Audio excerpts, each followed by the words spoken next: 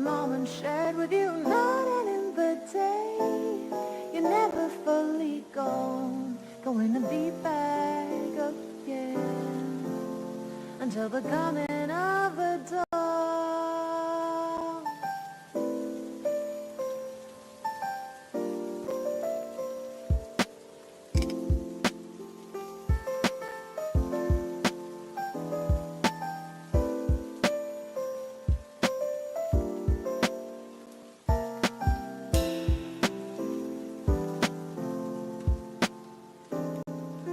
Two hands meet at Tsukihime. Nothing comes between us. Dancing like ballerinas under the moonlight all night long. How these plain and simple scenes get painted so vividly by you. I just wanna stay with you around the water, slowly dance. Whenever our eyes meet, you know you leave everything to me. Looking down below, I'll always seem to find, no matter where you might go, remember you'll be on my mind.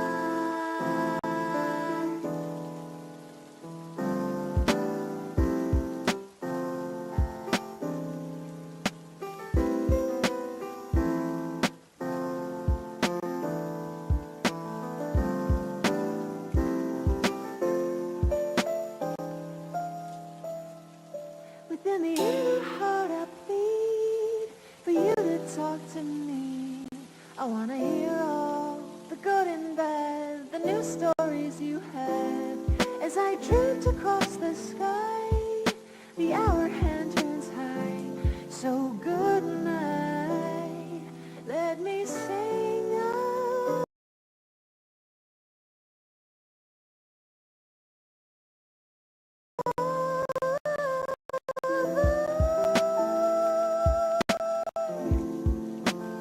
I'll be singing, baby.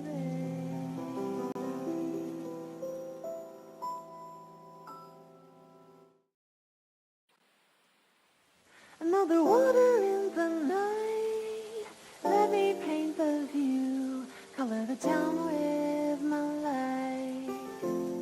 For every moment shared with you, not ending the day. You're never fully gone, going to be back again until the coming of the dawn.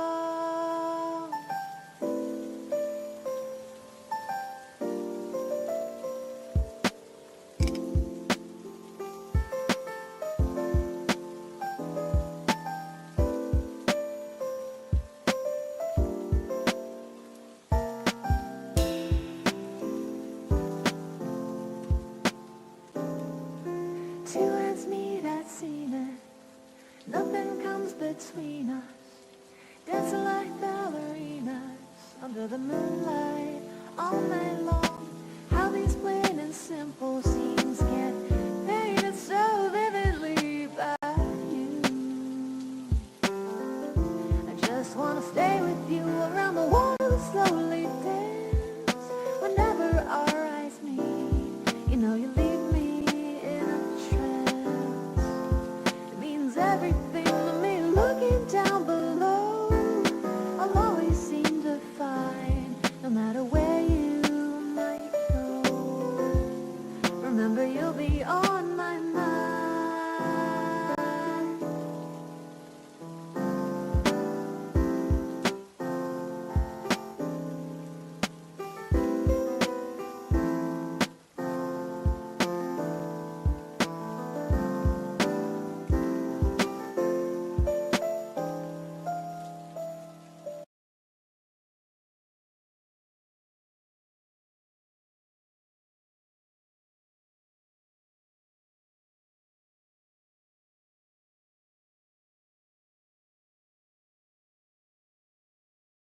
Okay. Volume check. I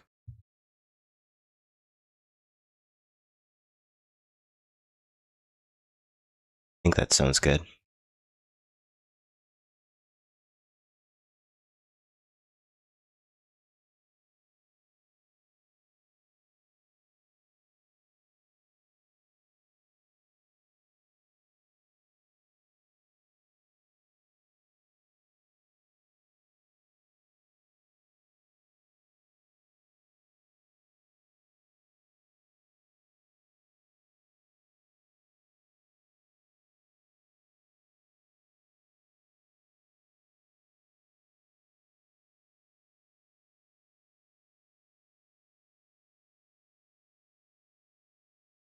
That's fine? Okay. Thank you. Uh, see if the game audio... I don't think there's game audio.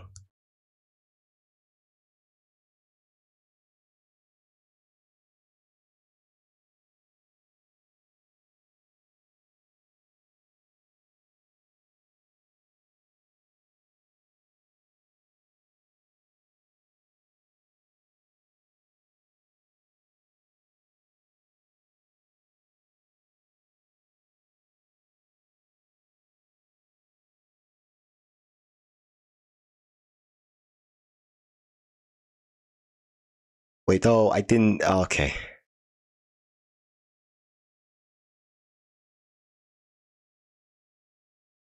Game audio. I didn't mean to click that.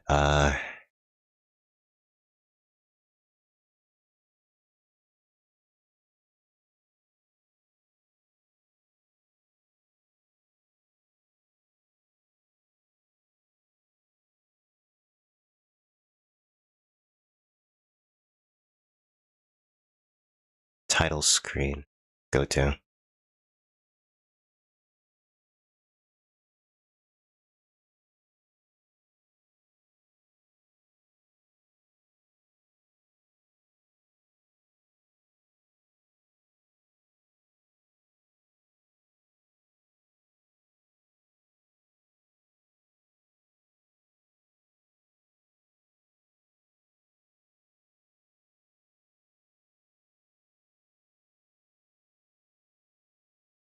I don't know why there isn't any audio playing.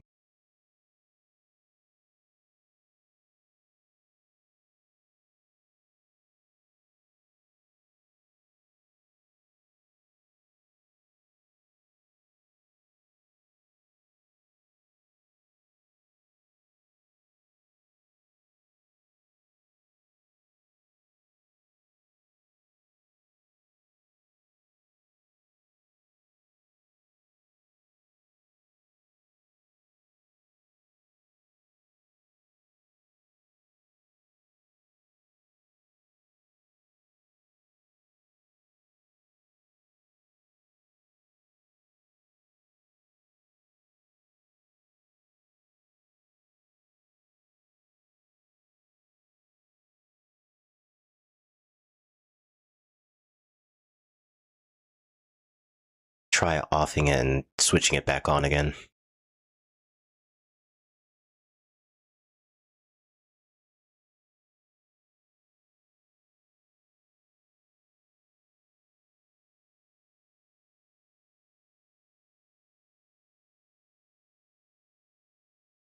Didn't do anything.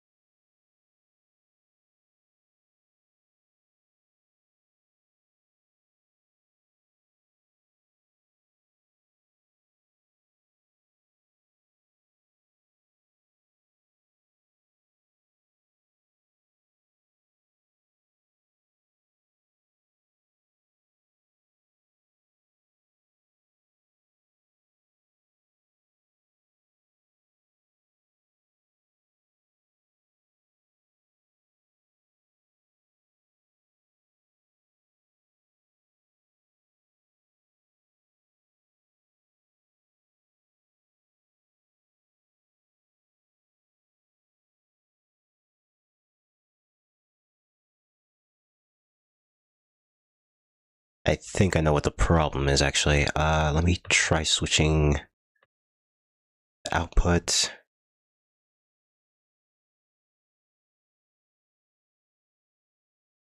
Nothing.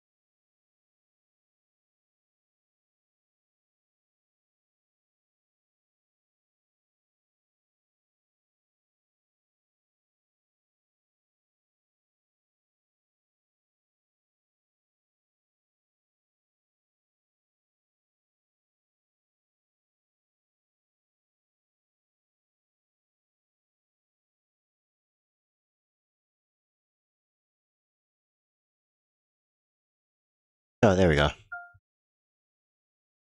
Alright, that should do it. Now I just need to turn it back on.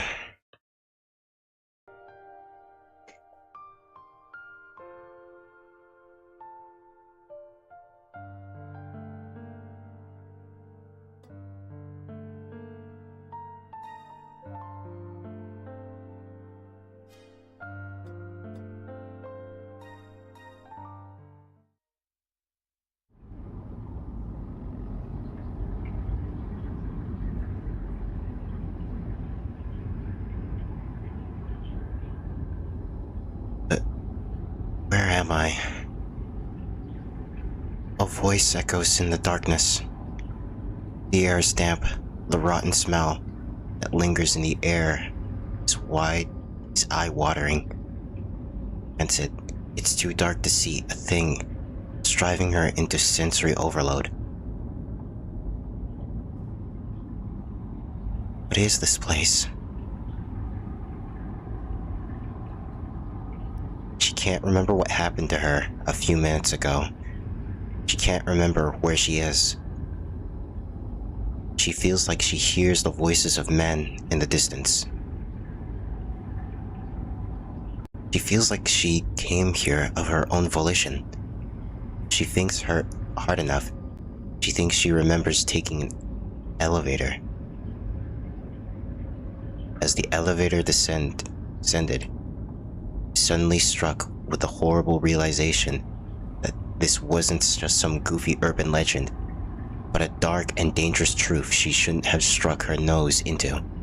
Part of her recalls desperately mashing the emergency stop button.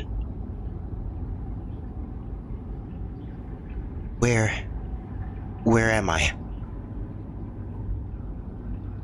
But that was then, and this is now. Humans cannot turn back to the clock. Time's arrow is asymmetrical. One may traverse the arrow from the left or to right, but never the reverse. In other words, by the time the girl realized her folly, she was already in hell.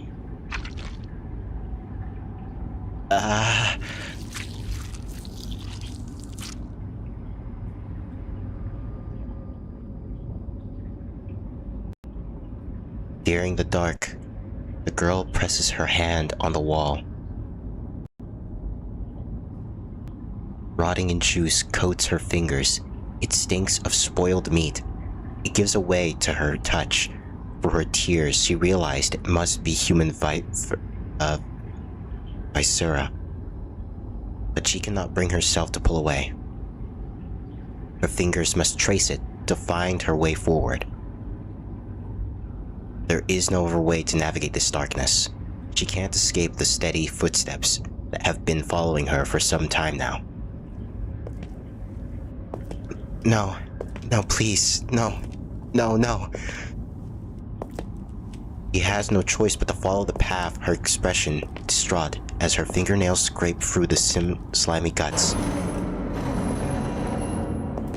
Eek! Every step she swears she hears the metallic cries of something grinding and twisting across itself within the walls.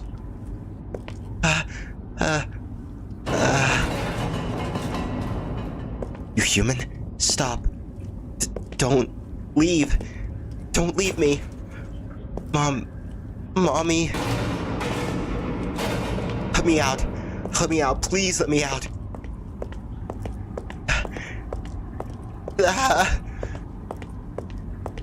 It's hard to believe screams like that could come from another human being. The wails so desperate that they might rupture their throat and lungs, yet these people have long shed any such concerns and now simply howl into the abyss. But there's little that can be done about their bodies now. Limbless, they are suspended from the ceiling like a mass of bagworms. No, I don't want to die. I don't want to die.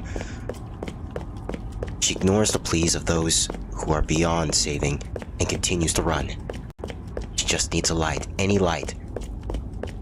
She had a light, she could escape. There's a goal you have to reach. That's what the men who guided her down here had told her. They laughed when they said it. So there has to be an exit. She believed it was the only way she can save herself. She knows it's a lie, but she needs to cling to hope.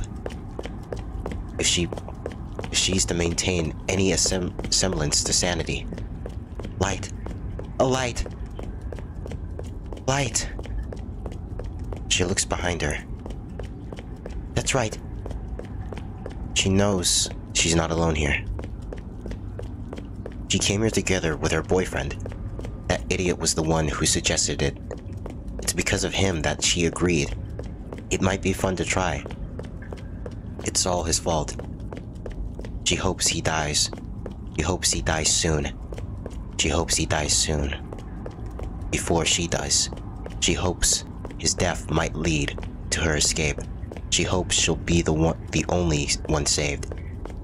She's the special one. She's the special one after all. She didn't do anything wrong. There's no reason she should be suffering. This should be reserved for those who are stupider than her.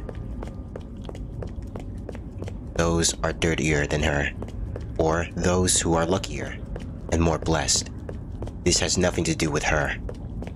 She's always been good. She's lived a normal life. She's always been normal. This misfortune should fall upon someone else. What? The faint darkness fades. A blackness dark and deep takes hold. The girl standing in the middle of it all stares down at her burning body. What is this? My hands are like ash. The appendages she'd used to feel her way along the wall been burned all the way down to her elbows. When she frantically looks at her body, she realizes her clothes have been burned away. Her skin has turned black and charred, cracking to reveal the sinew and organs hidden beneath. The fat of her flesh sizzles and burns with flame, red and hot enough to captivate her gaze. Thank goodness, the woman thinks, laughing to herself. Finally. I finally found the light. I'm burning. This is wonderful. Look at me. I'm burning. I'm burning. She cackles, a flaming anatomical model taken with madness. Torch of flesh providing light in the darkness. Then, a sharp stab puts her out of her misery. Please, let me go. Her body burns as boiling blood spews from her wound. As if savoring the warmth of her body, it drinks her fresh blood.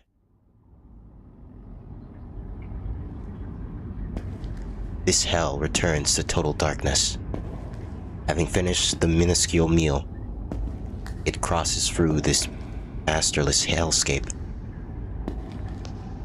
Behind it are countless corpses, a river of flame, indiscriminately swallowing all who wander the wasted, whether they be lost humans or the cemetery's dead residents. It's cold. Breath spills from the lips like smoke. It shambles toward the surface, leaving behind a trail of red in its wake like a twisted slug. I shall claim the heart of the true ancestor. It craves the prey that its footmen discovered mere moments ago.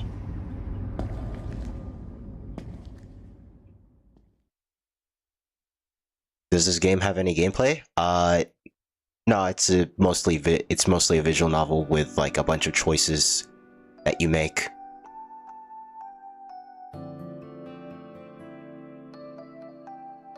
But there is a fighting game that they have.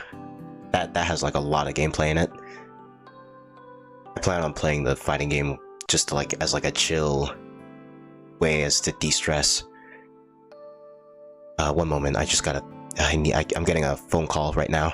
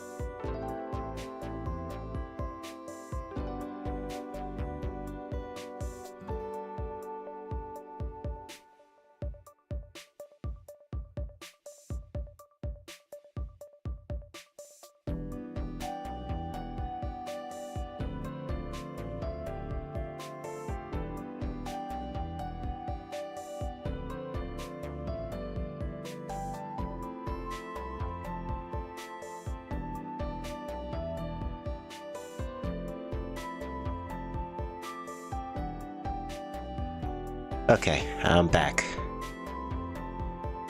Let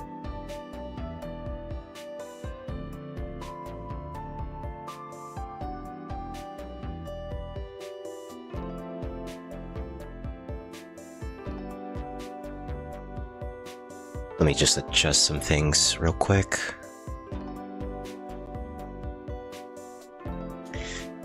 Alright. This is a decent room.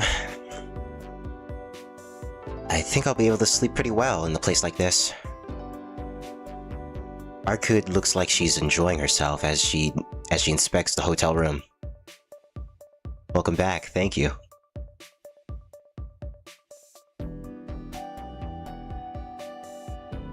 I have no words for her. I have no words for how this day has turned out. Yeah, it's a weird day. How do you even explain this to a normal person? So, what do you want me to do? We should get out of here first. My apartment isn't exactly suited for defense, so how about we find ourselves a room with nice high vantage point.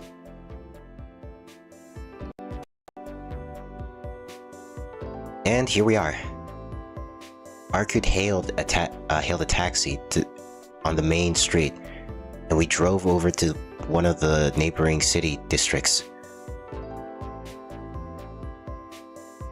There we didn't just book a room at once at one of the most prominent and expensive hotels around. No, Arkud decided to book the entire top floor just for us. I feel like some A-list celebrity. You literally live in a mansion. This should be like nothing to you. Oh, look how high we are.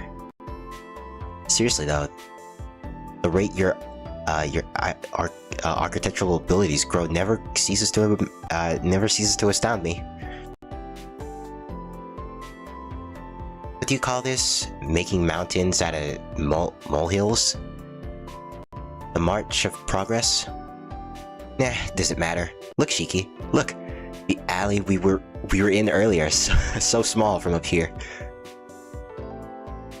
Arkud happily peeks through the shut curtains. The paranormal below. Panorama. I can't say I'm as excited as she is. This place feels like a hotel room and more like a standalone citade.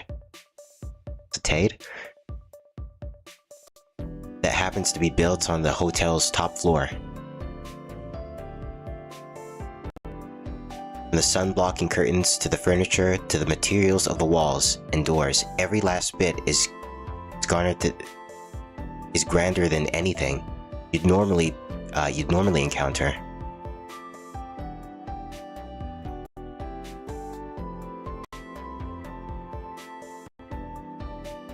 And since we rented the entire floor, we won't be seeing any other guests. Upon closer inspection, I noticed there's even a TV screen that displays an active feed of the first floor lobby. No matter where I look, I'm reminded that this room is reserved for only the most privileged of people. We'll hide away here for the night. Oh, and don't worry about the cost. I'm pretty rich, so it's all on me.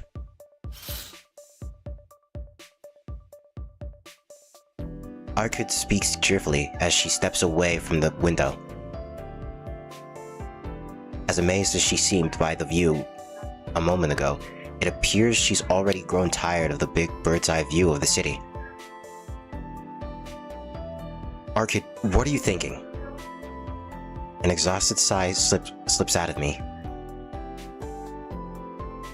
I was thinking about a bunch of things. I don't mean just now. What are you thinking sharing a hotel room with a guest?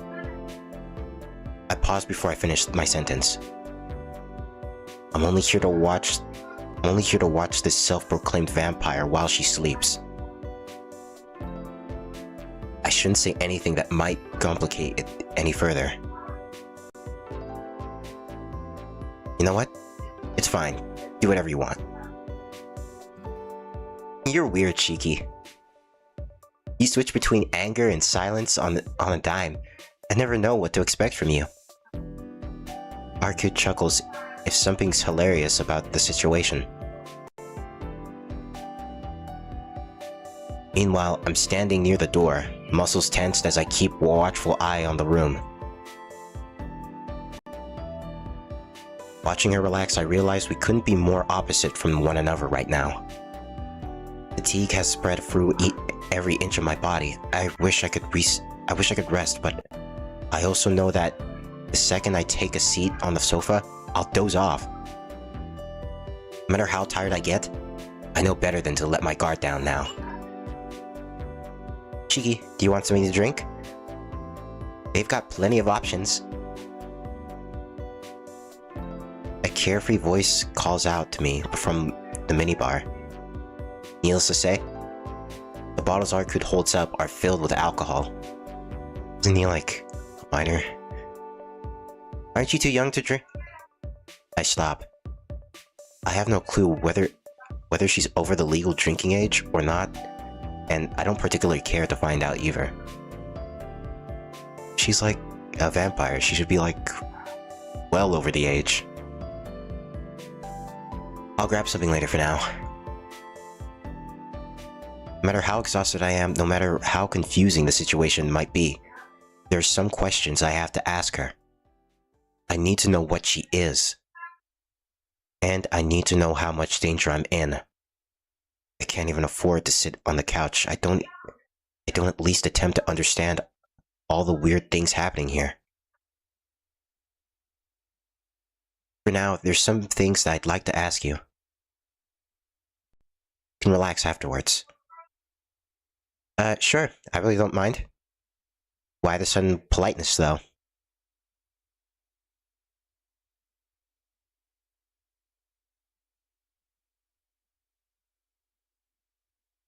You realize I haven't let my guard down even once around you, but that aside. Because it's a serious topic. For starters, what's your goal? Me? I'm here to hunt down a vampire. Hunting vampires is my duty. Yeah, you told me that. But aren't you supposed to be a vampire as well? Seriously? You still don't believe me? Don't worry, I believe you, try as I might not to. I'm just saying it's weird that you're a vampire, but you're here to kill another vampire. It doesn't make any sense to me. Are you against the idea of killing your own kind, Shiki? I'd rather not kill anyone, whether they're the same species or not. That's besides the point. Don't vampires suck human blood? Wouldn't it make more sense if you were going after a human? The ones you should be killing are me. I mean, the ones you should be killing are humans, right? The ones whose bloods you suck?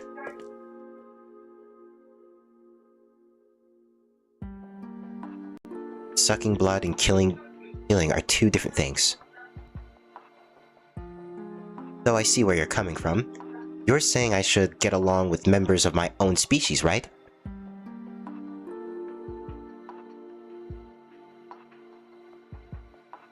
Vampires might all be traced back to the same greater source, but we've evolved differently over time, like anemodemic animals. As such, we don't share commemorating you feel for your fellow humans. So you're saying the vampire you're looking for is different from you? That's right. They're a separate type of vampire. The vampire I'm tracking is one that was once human. They're the type you're probably most familiar with. They suck human blood and turn the people they kill into familiars, gradually increasing their power bit by bit.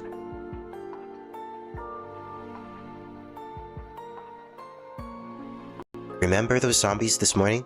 That's what you get. That's what you get when a vampire kills a human. That which died as a human but was brought back, the living dead. That which died but was brought back. Those corpses I saw in the alley, in stories. It's said that those who get their blood sucked by a vampire get turned into one as well, attacking other humans in turn. That's how they propagate and spread. If this goes unchecked, then a whole town could be turned into a stronghold for the living dead.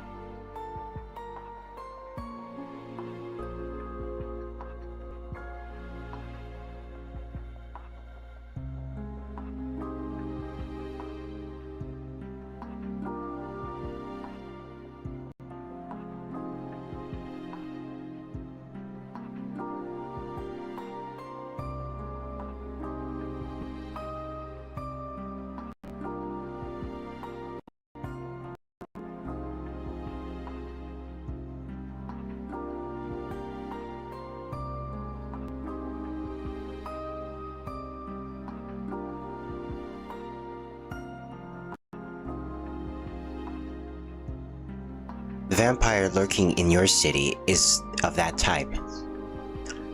Unlike them, I don't have the need to drink blood, and I've got no attachment to those of their kind, so I'll feel no hesitation in striking them down. Arkud states the words matter of fallacy.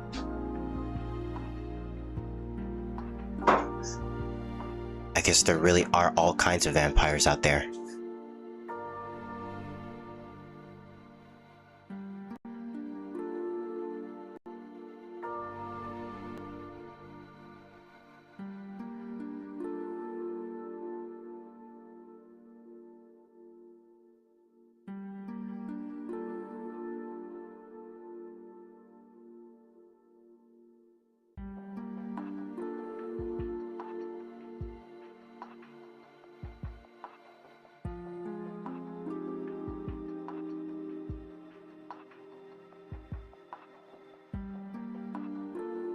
It's a little late to bring this up,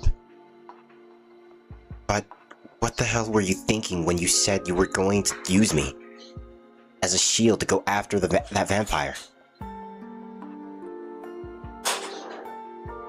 That was my original plan. Even if you refused, I would have used my mystic eye to blind you with my will and force you into being my shield. But I changed my mind after talking to you. So she was planning to take me by force?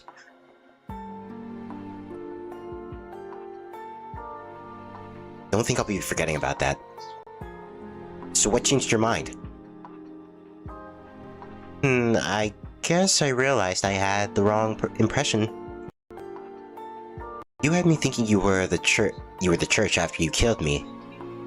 After you killed me like that, which would have meant you wouldn't just be good backup, but you might even know where my target has made their nest. But it turns out you're a totally normal human. Forget knowing where their nest is located. You barely know what a vampire is. Though I suppose it would be unusual for the church to dispatch one of their executors to an atheist country like this, anyway.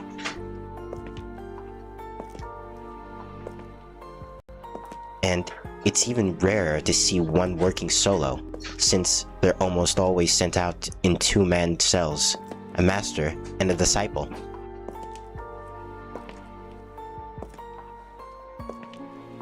Arkud mutters to herself as she paces around the room. She's gotten so sidetracked, it feels like she's forgotten all about me. Anyhow, my sights have switched back from you to my original prey, that vampire. Though it's kind of a shame. She manages to say such a terrifying thing in cheeriest of voices. Shit. She really hasn't forgotten what I did to her. I certainly deserve to be despised for murdering her, but it's still bad for my heart to hear her talk so lightly about killing in turn. Maybe she really does intend to kill me the second I let my guard down. Are we done with the serious questions? 'Cause if we are, this bed is calling my name. What? Before I even get the chance to react, she's off. Arkud bounces over the bed and plops down onto the soft mattress. This feels so good. I think I'll sleep till sundown. You should get some rest too. Vampires can't move around during daytime, so I don't really need you to stand guard till night falls. You realize what you just said contradicts every action you've taken in daylight so far, right?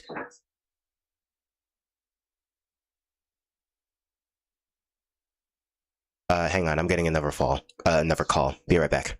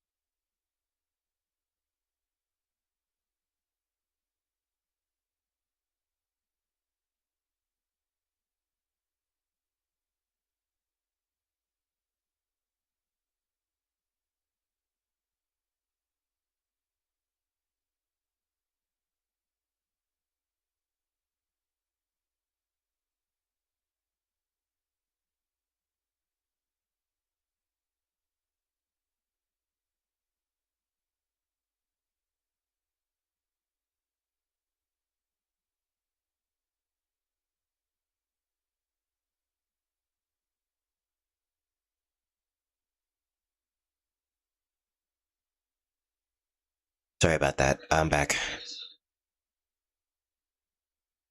I'm just different, that's all. But I am at my limit. Nighty-night, cheeky. Wake me up when the sun goes down. Hey! Arcud falls asleep so abruptly. It's as if someone turned off her car engine.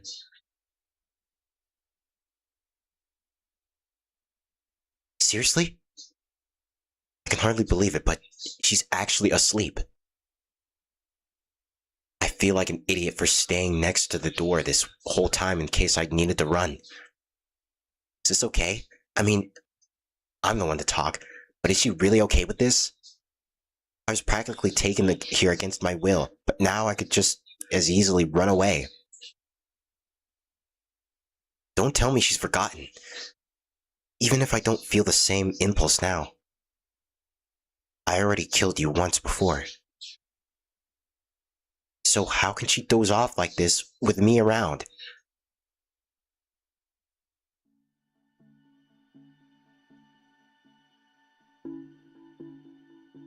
Dang. It's actually pretty. I watch her while she sleeps. Peering closely, I notice the slow rise and fall of her chest as she breathes.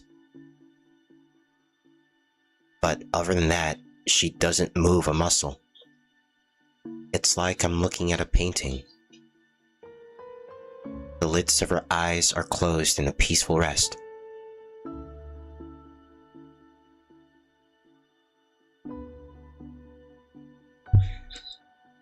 Her eyelashes are long, her lips are luscious, even without the slightest touch of lipstick. I trace the curve of her plump chest with my eyes, following the line until it meets the flat of her hips, like a hill meets the horizon. Her arms are long and slender. She looks innocent yet sensual all at once. Contradiction I struggle to make sense of.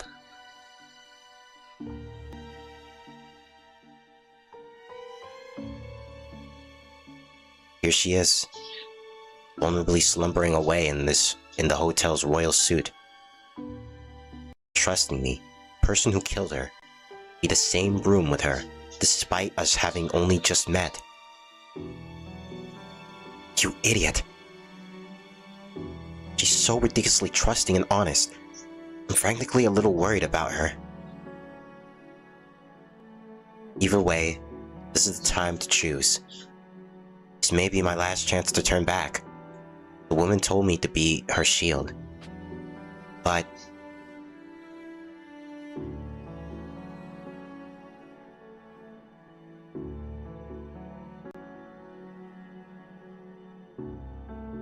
okay.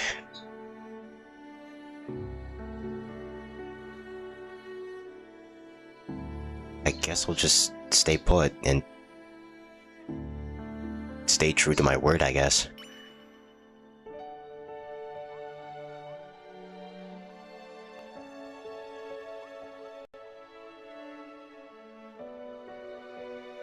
I did make a promise.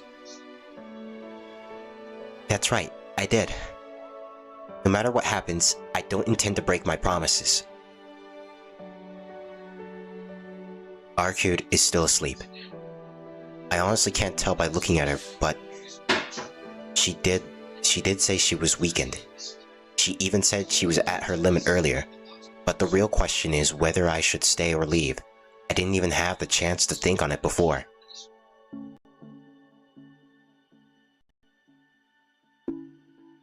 It's quiet in here.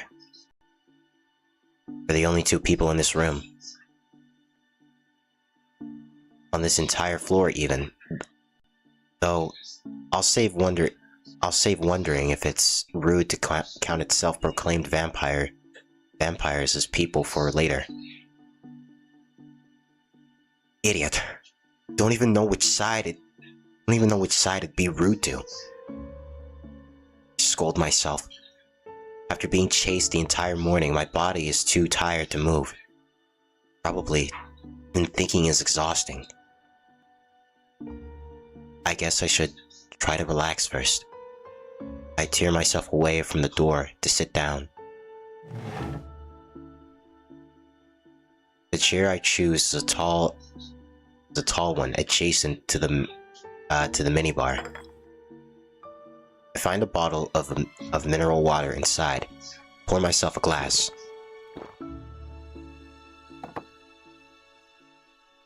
Much better. The cool water unravels my scrambled thoughts. The wild chain of events this morning had clogged my mind, keeping me from thinking clearly. I should take this chance to carefully decide my next move. Seriously? It's my second re-inside explanation of the day.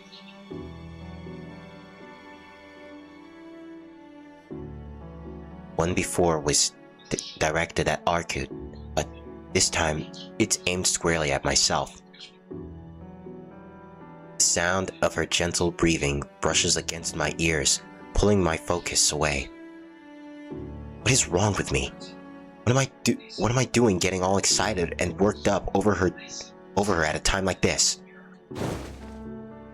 I need to leave the room.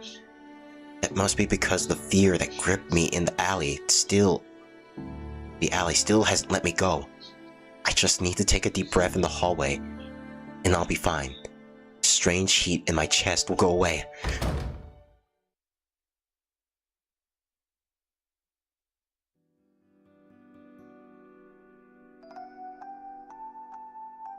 You really did book the entire floor. There's not a single other guest or staff wandering at the top floor. Arkut is currently sleeping in the corner of the room, at the end of the hallway. Got a clear view of whatever would come our way, but it also means we're that much further from the elevators.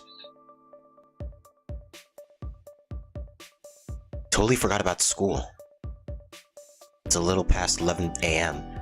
Now I've doubtlessly already been marked as absent. There'll be a lot of trouble if the school calls the mansion, but there's a little I can do to prevent that. Aki is definitely going to have a thing or two to say about this, but this isn't the time to worry about that. It may be too late, but I guess I should text Arihiko. I don't feel good, so I'm skipping. Make up some excuse for me if you can.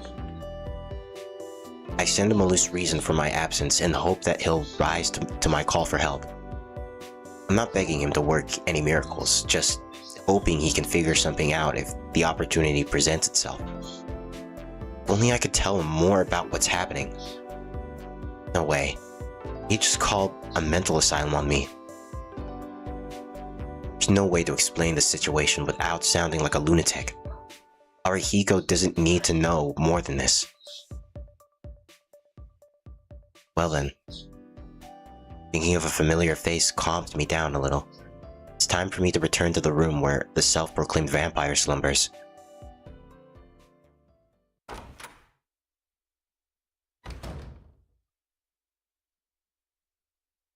I'm back. I knew she'd still be asleep, but it'd feel weird to enter the room without a word. The woman in white is sleeping just like she was when I left. It's like she barely moved. She doesn't look the slightest bit threatened in her sleep. If I didn't know any better, I'd say she looked like the princess of some foreign country. I've avoided the sofa long enough. Even though I know I might not get back up again, I take a seat. After all, the sofa is the only place in the room that was good overview of both the bed and the door.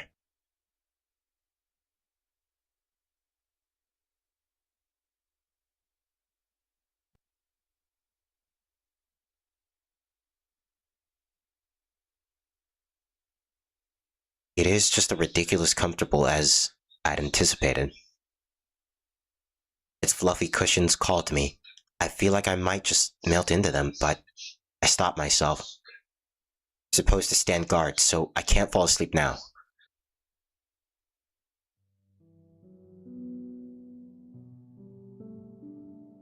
From here, even from here, she's almost nightmarishly beautiful. Her smooth, pale skin, her slender fingers, each one piece of fine art, the soft curves of her body.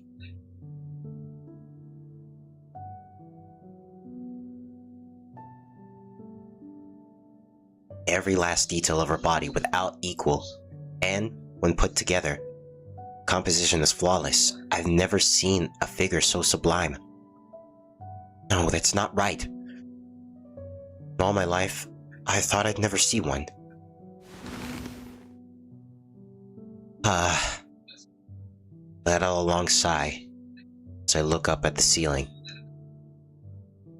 For all the talk about being a vampire and coming back from the dead, Arcute is a living creature, one that looks and talks just like a human. And the fact that she's too weak to even get up on her own is all my fault. I need to take responsibility for my actions. I think back to what I was taught in my younger days. It was Master who told me, because my eyes are unusual, they may attract other unusual things. It's about time for me to pull myself together. For now, I need to keep my promise. Tonight, at least, I'll protect her in whatever way I...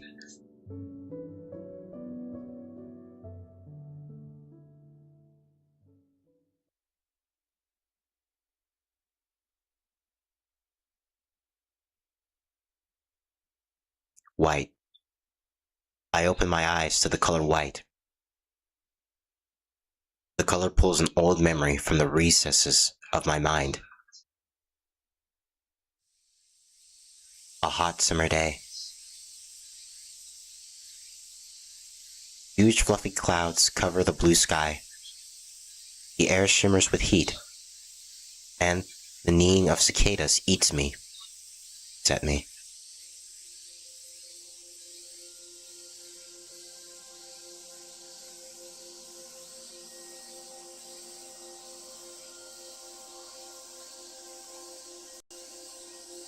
The cries of the cicadas. My hands are glistening with red liquid, as if they were dipped in paint.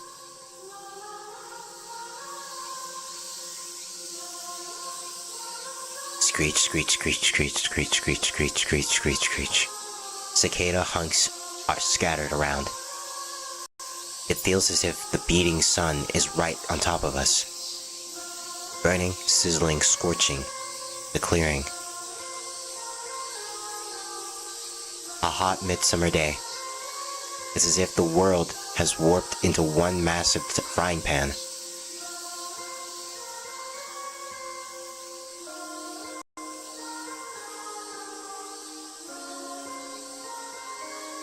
Akia is crying. Akia, who's always following after me, is weeping into her hands. A child is on the ground next to her. The sunlight plays over my slick, wet hands. Yes, my hands are cold. The other child is cold. The red blood painting our world is warm. Shiki. The adults are here. The other child is dead. The adults are yelling. They scream, asking whether I killed him.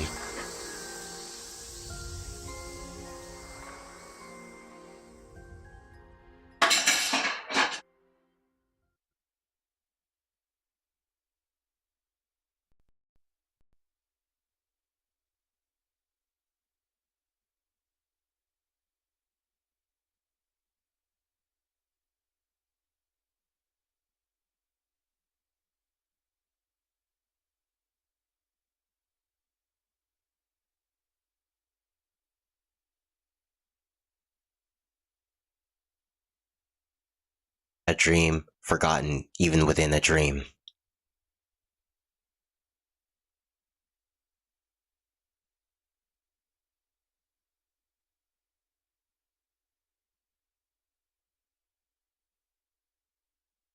Shiki, wake up. The sun's gone down already. My body is violently shaken from its slumber. A cold hand grips my shoulder as an unfamiliar voice calls to me. Arcud stands in front of me. The world outside the window is dark. When I glance at the clock, I realize it's already past 8. Huh? Not the most reliable, are you? I told you to wake me up at sunset, but look who's sleeping instead. Sorry, I must have dozed off. I'm such a mess. To think I'd fall asleep while watching over her. You make a pretty poor bodyguard. If someone had attacked us while we were both conked out, we'd both be dead right now, you know? I said I was sorry. Didn't you say you were basically safe during the daytime anyway? I said that vampires aren't active then. You still could have been attacked by familiars like the ones you saw this morning. Arcud is mad. Of course she is. She has every right to be. A guard who falls asleep during his watch is no more useful than a scarecrow. And hey, did you forget? I'm a vampire, Shiki. So how come you can sleep next to me like it's nothing? I mean, would it kill you to be a little more scared for your life?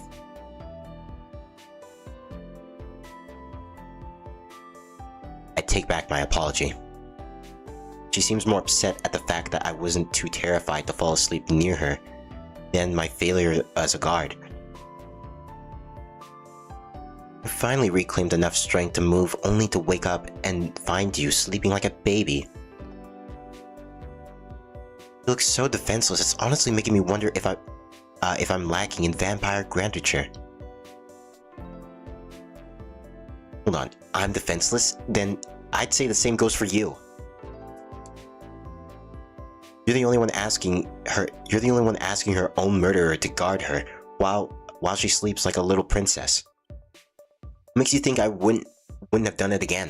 You shouldn't underestimate me just because I'm human. I bite back at her like a trapped mouse squeaking at a cat. It's really just a bitter attempt to save face yet. Oh. Arcud falls silent, apparently only just having realized she's rooming with her murderer. Huh. I suppose you're right. For some reason, I guess I started trusting you completely after our little talk.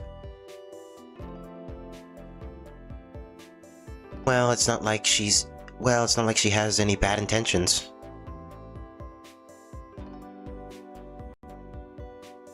If you trust me that much, I'll just have to help you out the best I can. Do you want me to just keep a lookout? That's right. Just until the sun rises again. I won't be leaving my room, so I need you to guard me against anyone who comes to this floor. Easier said than done. If something like that panther shows up again, I'm not sure what I'd be able to do about it. I'm way out of my league here. I can't exactly do my job as a bodyguard without knowing what I'm up against first. It must be best if I continue where we left off last time. Panthers and burning zombies aside, I still know pretty much nothing about Arcud or who she's hunting. I need to confirm something, Arcud. Were those things that came after us in the alley sent by your enemy? They were more just patrolling the area. Those ones are tasked with keeping an eye on certain paths around town. A few of them spotted us talking while we were patrolling, and now they know I'm here. They? You mean your target? Exactly. If I were in better shape, getting spotted would actually save me a ton of trouble. But as things are, I could get taken out. That's why we fled here. If we were attacked again before I could fully recover, it'd be real bad. Arcude's enemy is a serial killer. That's been terrorizing this town. Another vampire? From the sound of it, the vampire's after Arcude as well. Though they don't seem to be on a level playing field on an even playing field right now. Arcude is extremely weak. So the other vampire has lackeys acting as its eyes and ears, and you have no one. Arcude pouts and pulls her shoulders up in a huff. She isn't refuting it. That must mean she really is alone. Well, I guess that makes it easier for me.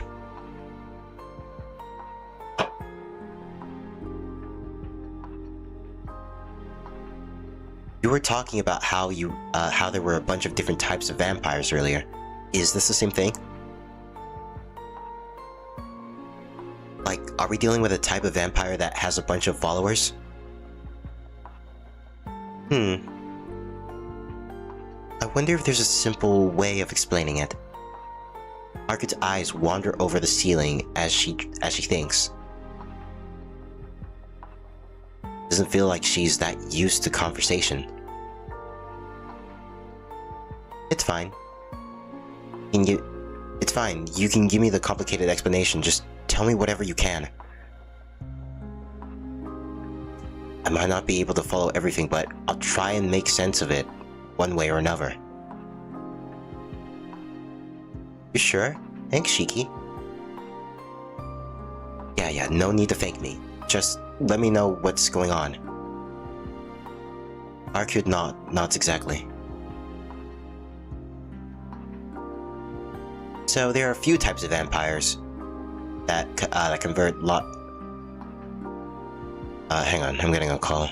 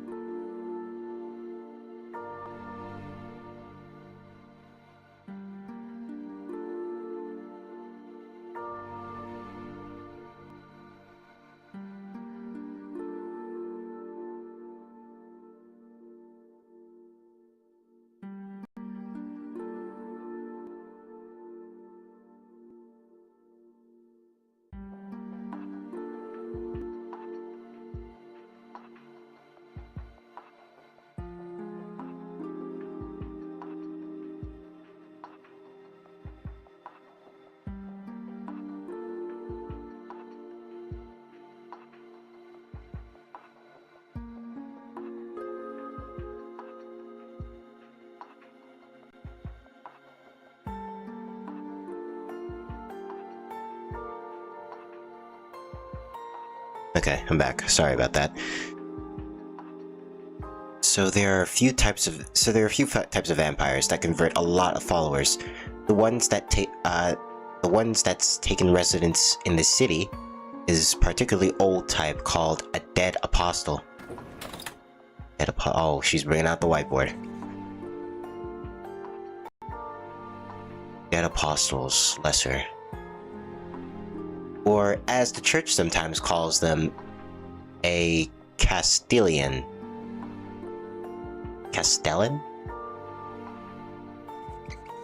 The Eye, 6. What a coincidence that this is part 6 of my Tsukihime read-along.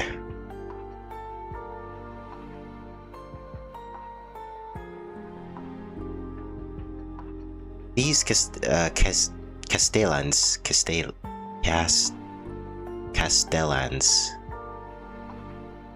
Castellans will invade a town or village and slowly spread their influence. Fully autonomous, can create children from humans, drinking their blood or otherwise corrupting them. What? So what, they can just make new children out of, like, that's weird.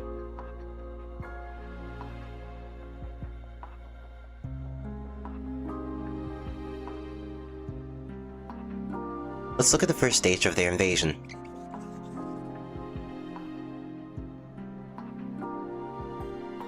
They'll seek out strong, suitable victims to suck their blood and turn them into their servants.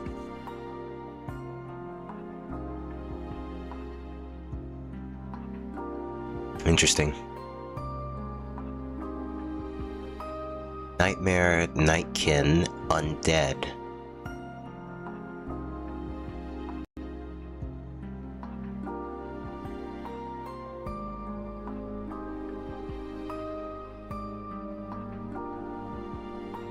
When a person has their blood sucked and dies, they turn into the Castellan's puppet. But they'll still remain they'll still retain the personality they had while human. Basically, they're the type that still retains their personality for dead apostles. For a dead apostle, this type, the undead, make the good high-level familiars. Right off the bat, there's a bunch of stuff I don't understand. You and me both. But at least my mind's feeling a lot clearer after the nap. I'm just going to skip past all the terminology I didn't understand and go straight to the few words I did.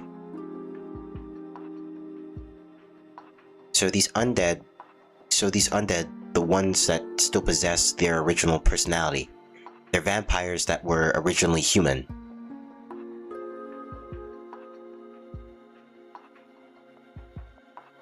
At rank 3, I'm not sure if I'd call them vampires yet. At rank 3, I'm not sure I'd call them vampires yet. Intelligent to disguise themselves by mimicking human behavior, brains, reconstructed post-mortem elite infanty. So they're like vampires with culture, I guess.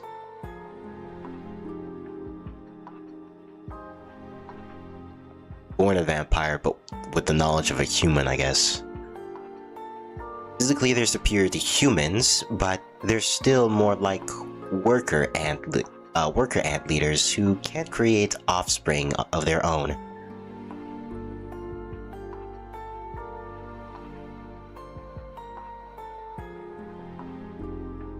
So what about those things we met in the alley?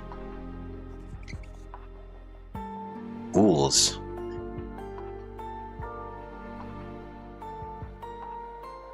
Those would actually be one rank beneath the undead. We call them ghouls. They can no longer mimic human behavior. They're just pawns that carry out orders. Zombies blindly follow their master's orders, absent of will of their own. Requires minimal effort to create. Cannon fodder.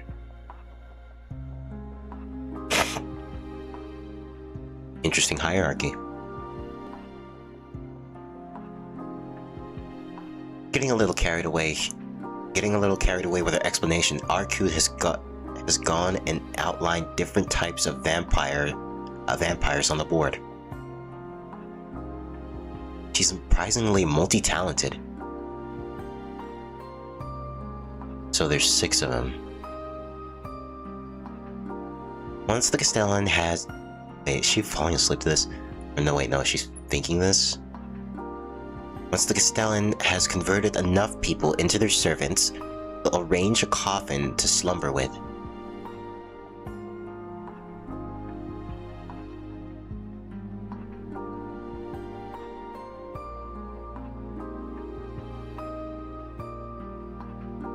They'll arrange a coffin to slumber within, so they go to sleep after getting enough servants.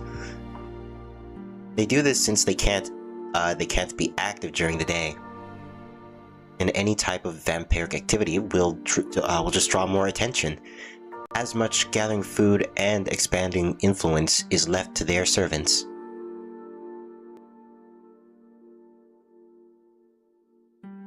The servants from rank 3 and above can mimic humans well enough to prey on them effectively. Does that mean we've been talking to some of them? Because there were like some strange people we've been talking to. And they were like... They seemed pretty, they seemed pretty strange, to be honest. Like that girl near the vending machine.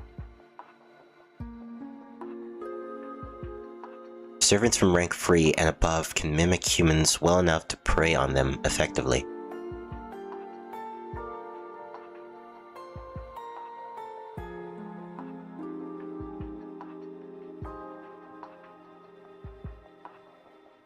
Some of the human flesh and blood gathered is consumed by servants themselves as a source of sustenance, but one will be passed on to the Castellan. The Castellan slumbers in their coffin, accumulating power until they've covered the entire community into their own flesh and blood.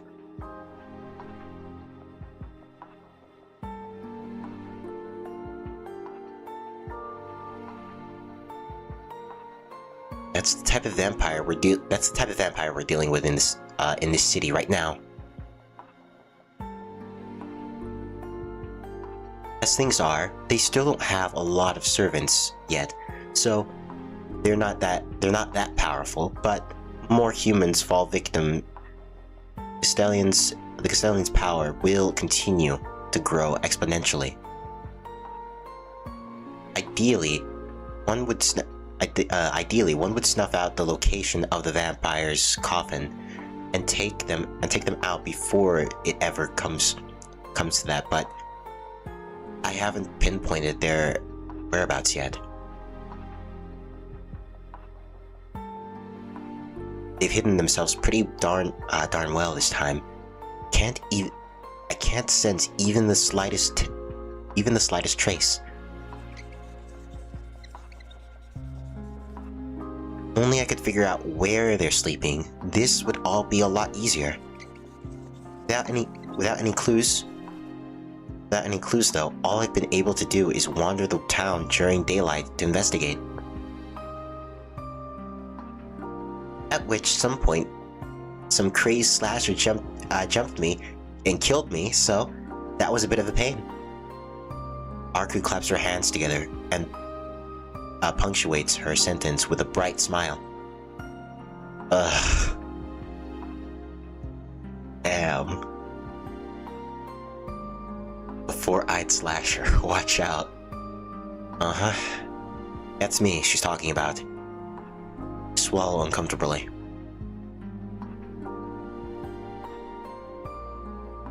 I see. I think I'm starting to get the picture. A terrible monster that preys on humans has built a nest in its town and come here to get rid of it. But while you were searching for its hideout, I killed you, so now you're weak and you have to hide until you recover, right? Yep, that's basically it. Then on to my next question. Why is this vampire making everything so complicated? Couldn't they just do everything by themselves? Why bother with all the servants? That's simply because they're weak. No matter how powerful they are, how much life force they possess, vampires like that can't survive alone.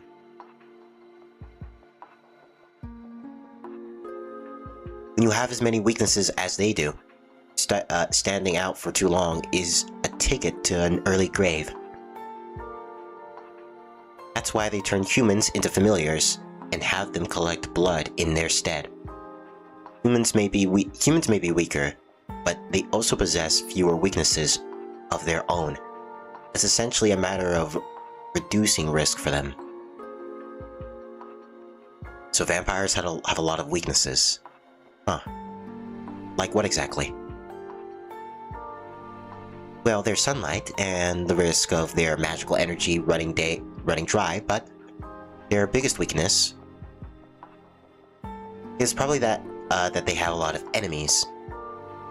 A lot of enemies? Like you mean? No, besides me, I'm a bit of an exception anyway.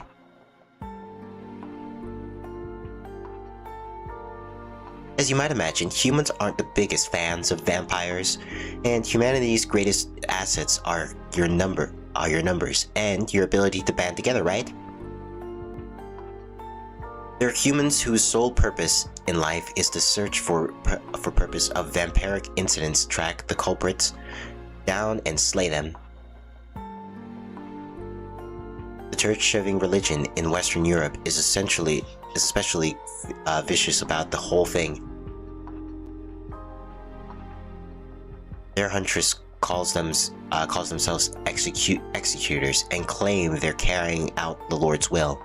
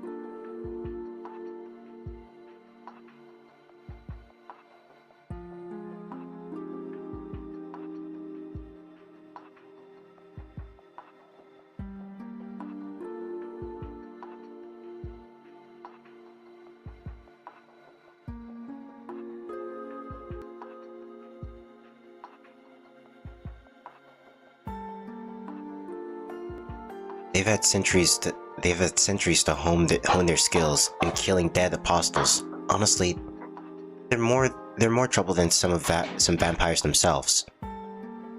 That's why vampires will conceal themselves at first. They can't hunt for blood if they're to risk being sealed away by the church. Hunters sent by church sounds like questions, and witch hunts of the Middle Ages.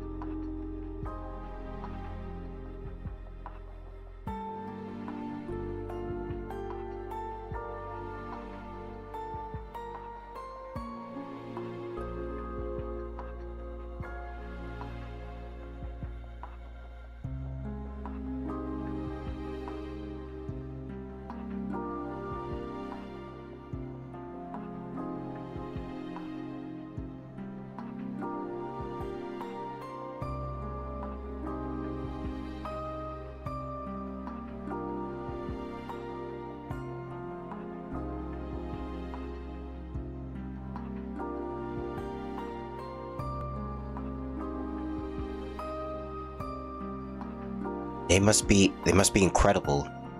So they must be incredible specialists to make even vampires hide and cower in fear. But something still has me scratching my head. You said these vampires hide themselves at first. Do you mean that once they've gathered enough blood, they don't need to hide anymore?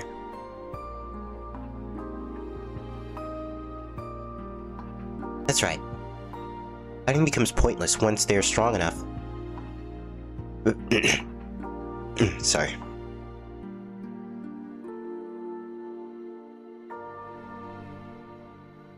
If a vampire is successful, then I'll be too late by... If a vampire is successful, then it'll be too late by the time the church's executors arrive.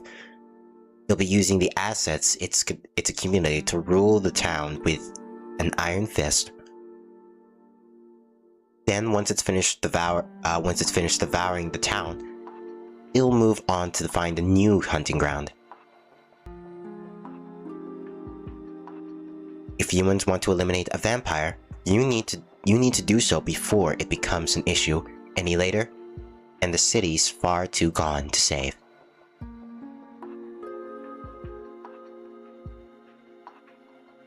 I'm sorry, Shiki, but your city's already got quite a few servants prowling around on the vampire's behalf. Humans alone won't be able to fix it. Arkut's explanation is a little hard for me to swallow. I mean, I understand what she's trying to say, but understanding and accepting are two very different things. She can't tell me that my town is beyond saving and expect me to nod along like, okay, sure. But the problem feels much more fundamental here.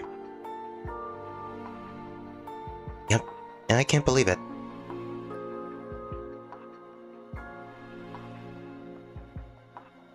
Come on, you'd still think I'd try to fool you?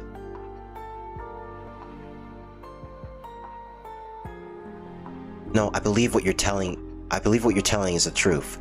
You don't seem like you're the type to lie. Obviously, what would be the point in lying here? So, it's not that I don't believe what you're saying. I just can't wrap my head around all this vampire stuff. We keep saying vampire. We keep saying vampire this, vampire that, but none of it feels real. I mean, I know you're not human. That much is obvious to me. But it's still not like you actually feel like a vampire either way, however we talk. However you talk. I guess I can understand that. I must be pretty far removed from your pre-existing notions of a vampire. And you can say that again. I never even believed vampires were real, let alone that they might be like, well, this. And honestly, I don't really understand what's supposed to set you apart from the other type of vampire. I finally managed to figure out what's been bothering me. I can't continue this conversation without understanding what differentiates her from other vampires. It would be wrong of me to trust her without good reason. If anything, it's entirely possible that she possesses an even bigger threat than this Castellan.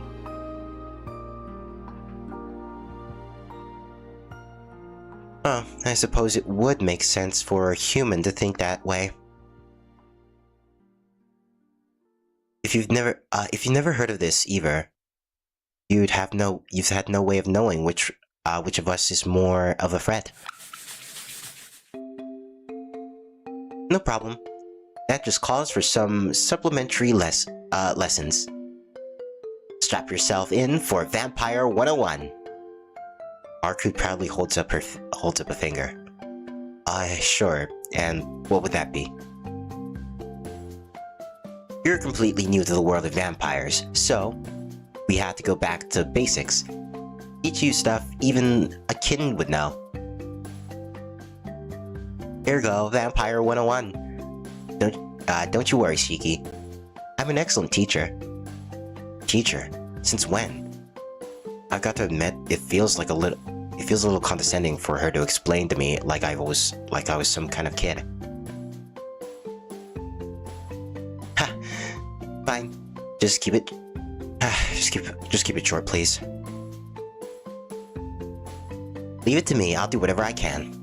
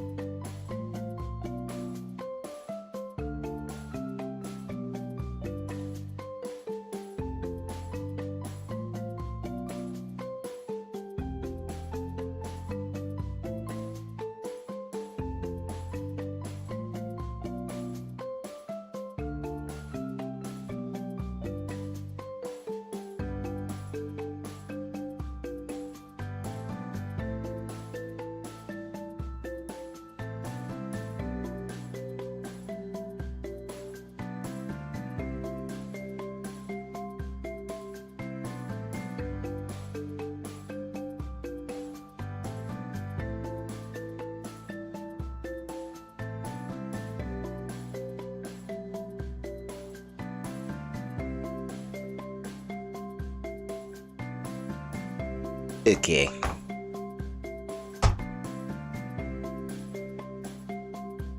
Not sure. Ugh.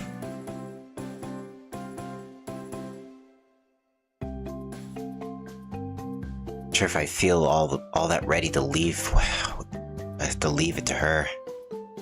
Like observed before, Arcud really doesn't seem that used to conversing with others. Guess a self-proclaimed vampire doesn't get too many chances to talk to humans. Glancing at the clock, I notice it's a little before midnight. Kinda shocked that so much time has passed already, but luckily for us, we've got plenty of time to kill.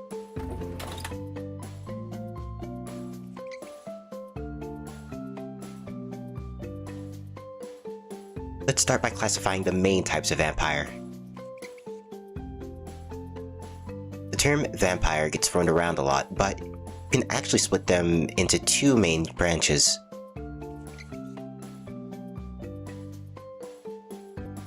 There's those who were born vampires, and those that weren't.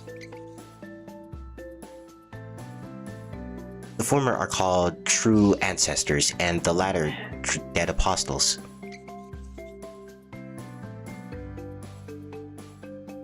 When humans think of vampires, what you're really thinking is a dead apostle.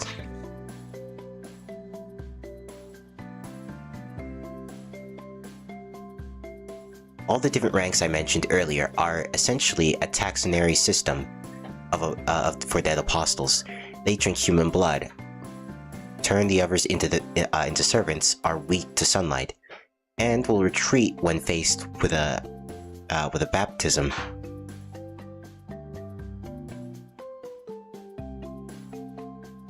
Just to be clear, our enemy is also a dead apostle. Can't help but notice at some point her enemy has become our enemy, but I guess that's how it is for now, so I decided to let it pass.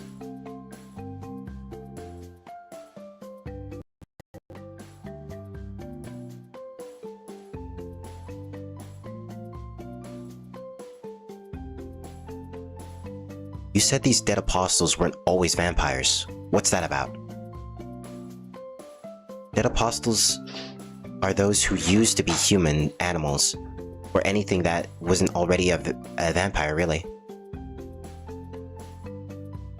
This can include those that become immortal as the result of a magecraft, or those who had their blood sucked and were turned into vampire servants.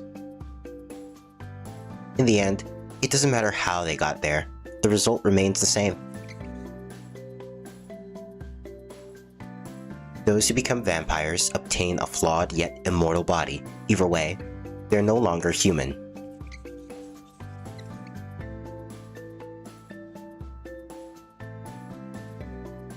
Does it keep drawing?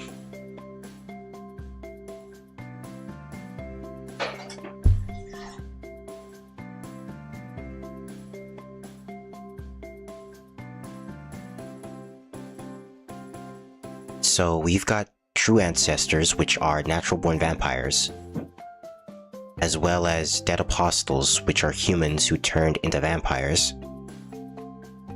I can't quite put my finger on it. Something about the story still seems fundamentally off to me. Hey, Shiki, how much do you know about a vampire's abilities?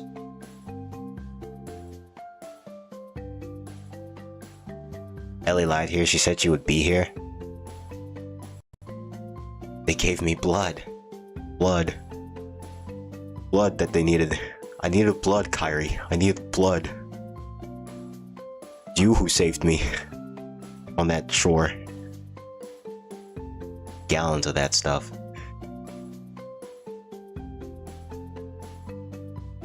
It's my lucky scalpel. Be sure to bring it back to me. Ellie says a lot of things. She probably like conked out, maybe.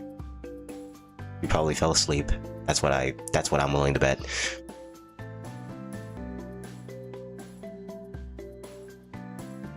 gave you all you could drink, you could, and it will never be enough. Never been enough. Just the standard stuff.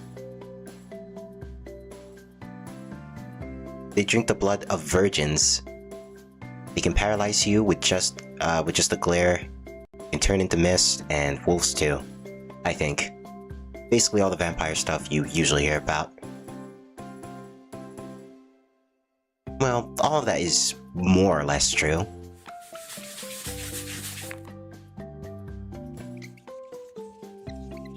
Vampirism. Bleh.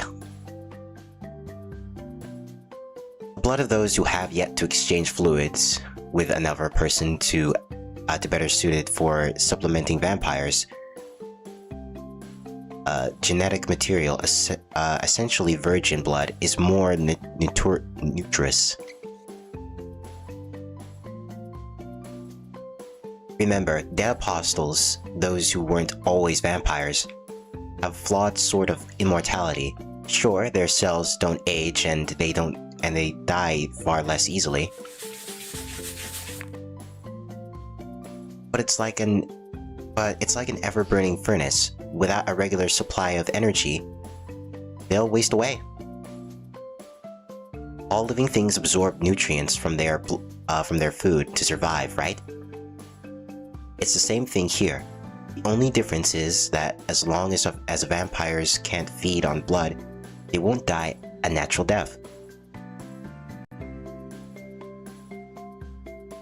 See, dead apostles and the kind drink blood because they need to in order to survive.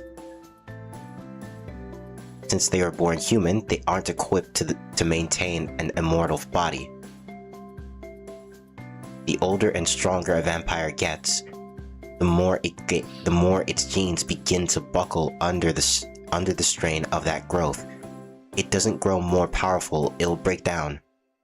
On the other hand, if it becomes too powerful, its body won't be able to maintain its own integrity. Okay, so it's like they're not used to their vampirish body just yet. They need to like grow into it a bit more.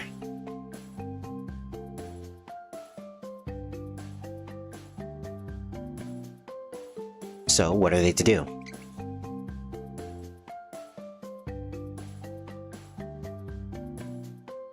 It's simple, really. They seek out those unlike themselves who are still capable of maintaining their own bodily integrity.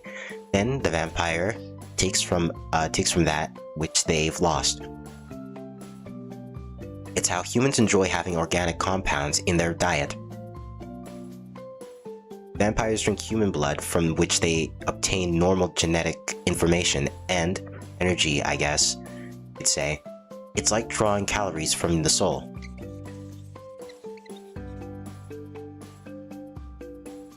In other words, they secure their own form by absorbing genetic information from healthy humans through blood.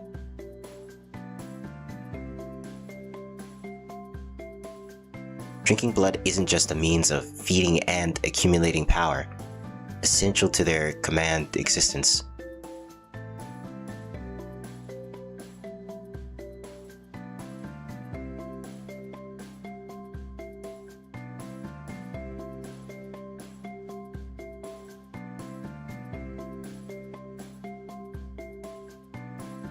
The explanation makes my head spin with both in its complexity and length. You and me both. Not following this at all, but Arcud carries right along. Next, you mentioned how vampires can paralyze people with a glare. Ugh. There's a type of mystic eye.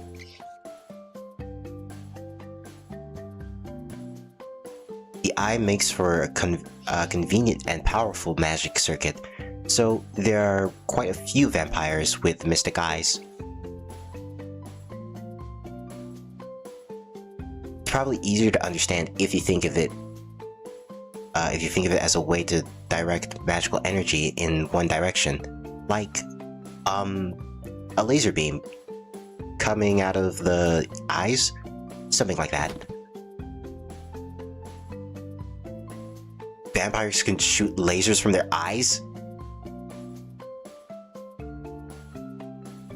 Arcute said something so outrageous, I can't help but jump from my seat. What? No, I don't think so. I don't think there are actually any vampires with that ability quite that wild. I'm just trying to give you a good picture to work with. I'm relieved and also a little disappointed. What are these mystical eyes anyway? They're a special kind of eyes. They make it possible to cast a single action spell by manipulating the eye's magic circuit. Think of it like a special technique.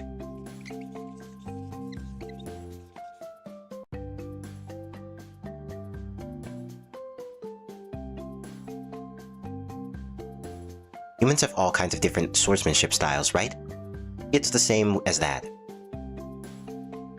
Generally speaking, any dead apostle should be able to use mystic eyes, though there are many different types.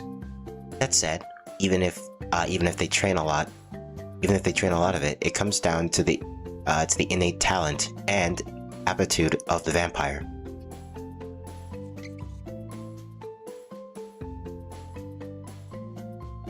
Most vampires have mystic eyes of enchantment. It's a basic type of mystic eye, but still effective. Honestly, any other variety probably wouldn't be that useful for a vampire anyway. It's not as easy as the vampire charming whoever they look at. The victim has to meet their gaze as well. There are powerful vampires with mystic eyes that allow them to manipulate target's mind and enforce their will upon them, but that's pretty rare as far as dead apostles go. Huh? That sounds like hypnosis or brainwashing.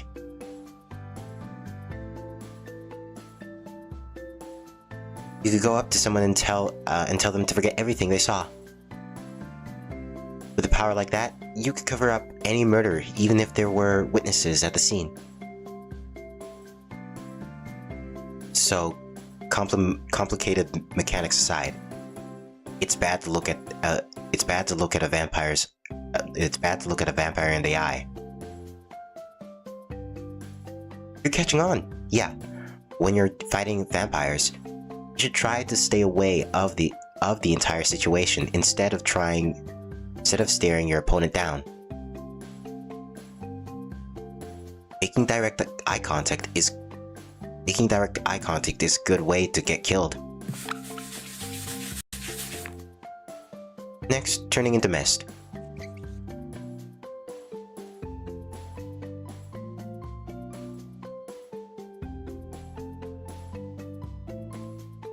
This can be divided into two categories.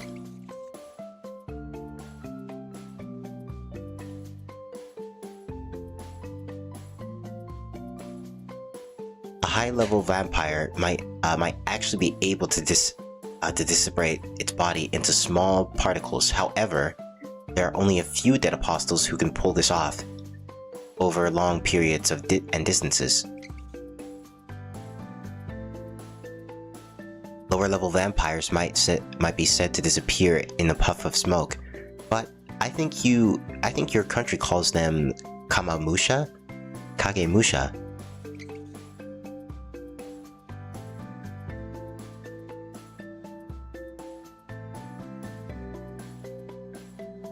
Practically careful vampires might create the body of a double and grant it some of its consciousness. When the double has severed its purpose, its magical energy supply is cut, and it will fizzle out into a bunch of dust. This makes it look like it's turning into mist.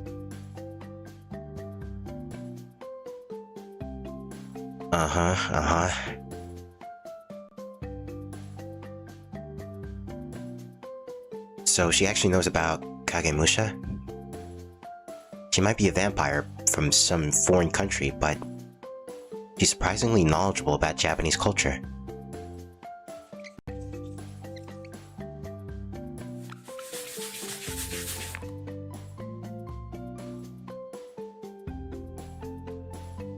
the idea that the vampire changes into wolves or any other animals for that matter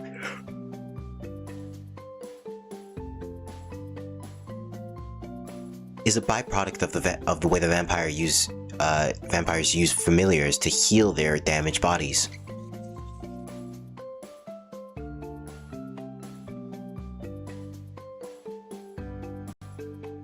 The longer a vampire lives, the harder it becomes for them to supplement their decaying body with mere human blood.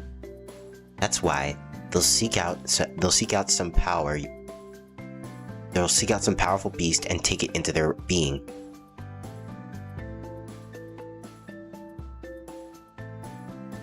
These beasts can expelled from the body in their previous form.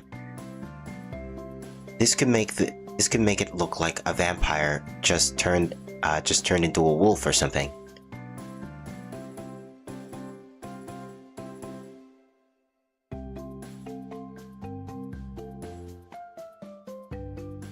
A typical dead apostle will absorb just one beast or so to keep its body in good shape. But that's it.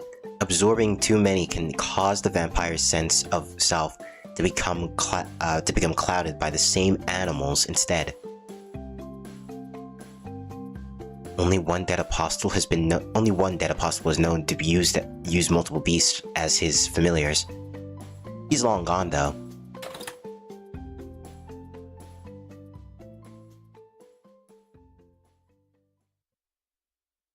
So that's basically it. It's just a rough outline based on assumptions you already had, but I hope that clears things up for you a bit. I kind of skipped over a lot, but there's one thing to remember. It's that vampires are mostly beings with the same appearance and intelligence as those of a human. No matter how different they are on the inside, as long as they still pass as humans, call them vampires. I feel like I understand less than ever. Hearing just how monstrous vampires can be, it's even harder to believe that the woman standing in front of me could be one. It sounds like she just made all of this up, to be honest. Well then, my turn to start asking questions. I actually forgot to ask you something pretty important earlier. What could you possibly have to ask me? I'm not a vampire or anything. I'm just a regular student. Oh really? Then humor me, Shiki. How did you kill me? Huh? I'm asking what method you used.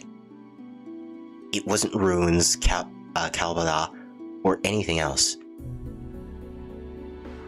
Or anything else I've encountered before, since I already have a resistance to their mystics.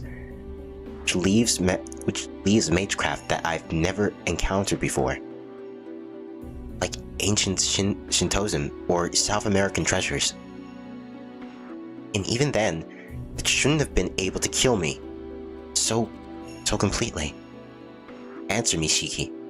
What ancient mystics did you use to prevent me from regenerating? Sorry, but I really don't know what you're talking about. Mystics? I can tell Arkut is dead serious, but I legitimately have no idea what she's talking about. I'm talking about your comfortable weapon. Conceptual weapon. You know, a catalyst brimming with history and ideas.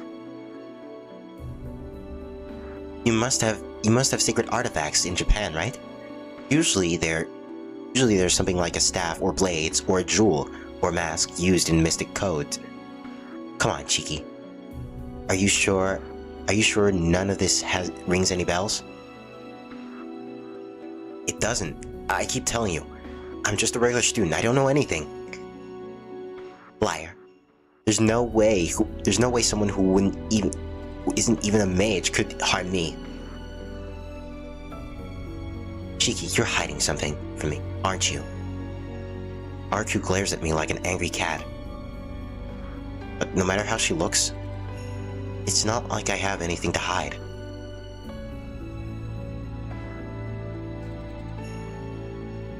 Wait, I do.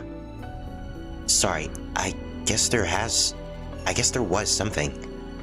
Though I'm not really sure if it's related. Arkud keeps glaring at me. The only way to resolve this is by confessing the truth. I'm not sure how to describe it, but I can see these lines that indicate where things can be cut. Lines? Exactly what I expected. There's no way she'd believe that. No one ever does. It's just the way it's always been. Tell me more. Arkud responds with a total seriousness. It's like I said, I see where something can be cut. Whether it's living beings, the ground, or whatever. There are lines that cover anything that can be touched. They're like cracks in reality, and I can cut through them with ease. Does that make any sense to you? It's hardly that I can use a knife to cut through steel, but it's not like I can cut anywhere I want. I have to follow the lines, so it isn't the ultimate DIY ability or anything like that. I mean, even when I cut you, any regular knife can slice through skin, you know? A chill runs down my spine. Her gaze is intense enough to bring my breath. Her gaze is enough to bring my breathing to a halt. I've heard legends of the mystic eyes of deaf perception. I'd never thought I'd actually come across a bearer. Mutant, monsters such as yourself. Hold on. A vampire has no right to call me a monster. I'm calling you what you are. Even among vampires, none possess mystic eyes that can see the depth of anything. Depth of things. The depth of things? What else would it be? Shiki, your eyes are circuited to a place no living creature should be able to see. Were you born with them? No, they've been this way for a long time now, but I wasn't born like this. And then let me guess, you've died once already. I'm not like you. I can't just die and come back to life. But you're close. I nearly died in an accident. I've been able to see these lines ever since. You likely already had the potential, but that incident was what awakened your mystic eyes of depth perception. This would explain why you were able to kill me.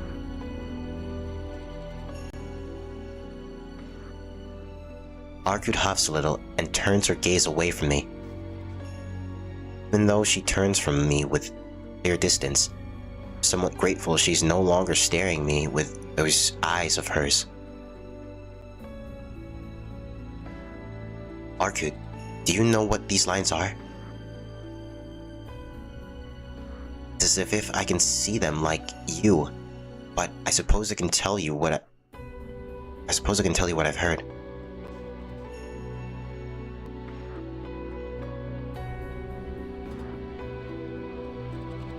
You're seeing is the end of all things, the points that can easily bring forth demise. To put it simply, it's the terminus of all existence, death itself.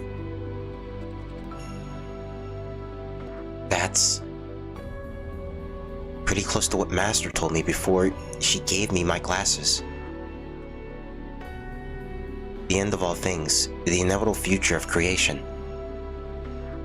All this time, I didn't see it. I did everything I could not to. What are you talking about?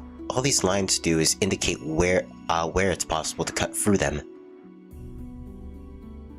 Which is exactly why they represent death. Listen, Shiki, everything has an end. That's the exact time something reaches its end will depend on the thing in question. But ultimately, nothing is immune. Death isn't something that just hits you one day. It's something you're born with, which will one day manifest. It's the law, of course. It's the law of cause and effect. Surely you must have heard of casualty before. If something exists, then one day it must also cease to exist. It's also the flow of atoms, the equivalent exchange of energy. It's the natural order of things, and it doesn't allow even the slightest exception. If an exception did exist, the foundations of our universe would be collapsed. We'd all disappear like a bubble being popped. No way. I mean, she's bringing the universe into this. How is that relevant? It's really important. That's exactly how apparent your eyes are.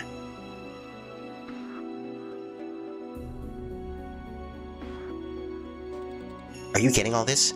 All things are precedent for annihilation. No matter how long something lives, no matter how powerful it is, even beings that have lived longer than the universe itself wouldn't be able to live forever. This fated end is what we call death.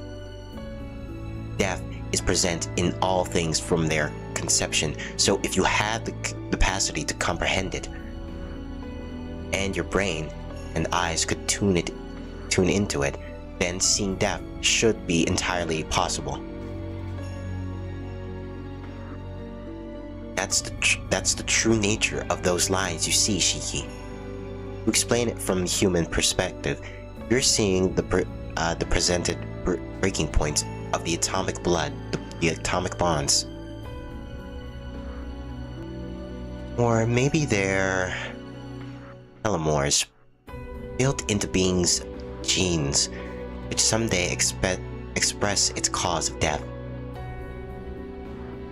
Either way, these lines you see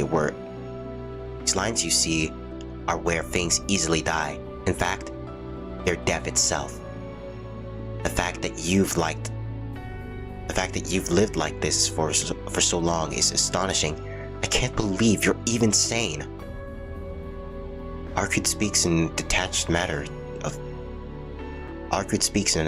matter-of-fact voice. She doesn't know anything about me. I wish she wouldn't joke around. I understand what she's saying, but that doesn't mean I have to agree with any of it. There's no way that could be real. No way anyone could see it.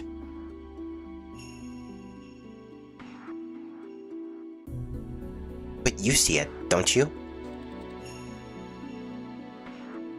Normally, a creature is killed when its throat is cut. It ceases to function as a consequence of the cut. Flipping the premise around, you could say creatures whose throat can't be cut, can't be killed. Oh, this is my death we were talking about, so things are a little different. You, on the other hand, are capable of bypassing that rule. If you were able to face an opponent who could prevent external factors from killing them, you would be killing them ahead of those factors. You kill them, and the result is death. But it's not that they died because they were cut. In your case, you kill them, and as a result, they are cut. If you're not a monster, then what should I call you? say they just show you some lines you can cut through, but those eyes of yours are more unique than any power I've ever heard of. You have the eyes of the Grim Reaper, Shiki, a god who brings an end to all things. She's right. That's exactly why I've been in denial, why I've spent so long trying to ignore the existence of the lines. Truth is, I've known for a long time. It's exactly like she says. My eyes, my life, they're nothing more than a blemish on this earth stake. Ever since that day, I've been born witness to a dying world. I've been forced to know that everything I see could crumble in a mere moment. All this time, omens of death have been with me every step of the way. So what then? I could kill you too. I could kill anyone, anything. I'm dangerous, aren't I? Really? Wanna give it a try then?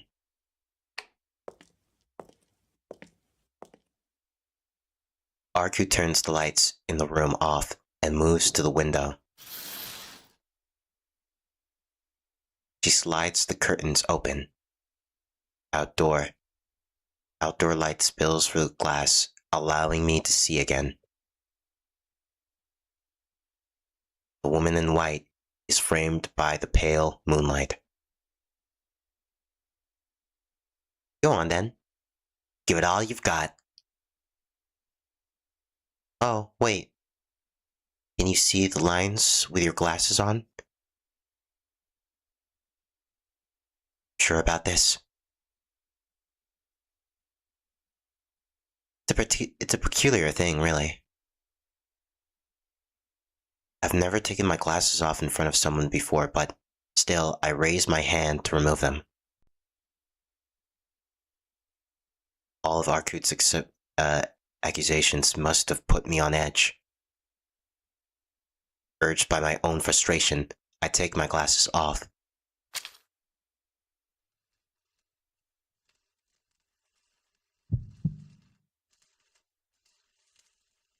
Lines start to squirm and stretch across the room.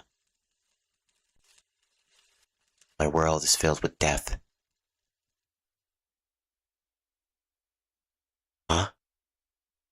I'm witnessing a miracle. I can hardly believe it.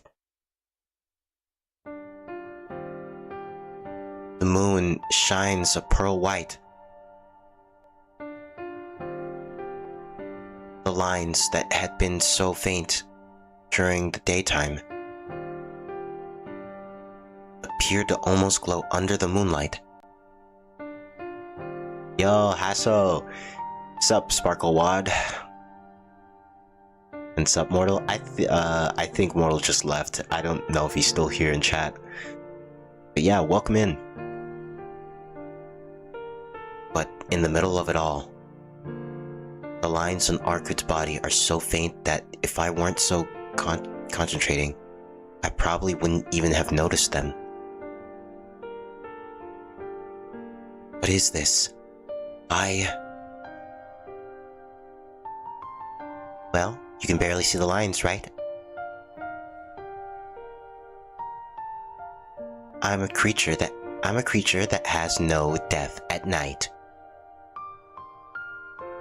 So even with those eyes of yours, probably couldn't kill me right now.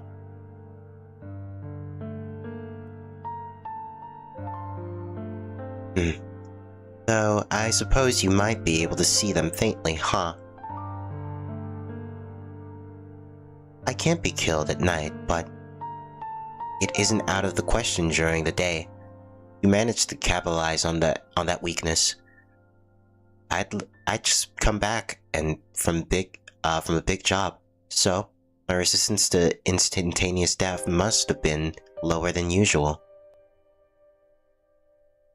And since you've already killed me once, I guess I've weakened enough that even at night, I have a death. Mortal be lurking, I feel him present. Yeah, maybe. I don't know, he hasn't said like a thing since... He hasn't said anything in like a pretty long time. Pretty silent. In other words, I'm not immortal right now. But what do you think, Shiki? Could you cut through my lines?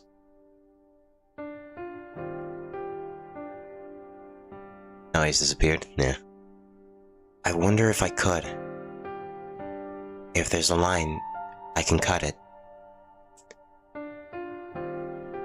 But looking at her now, I'm not sure if I could slice through her as easily as I did then in a fraction of a second. I think it's hard. I think it'd be hard.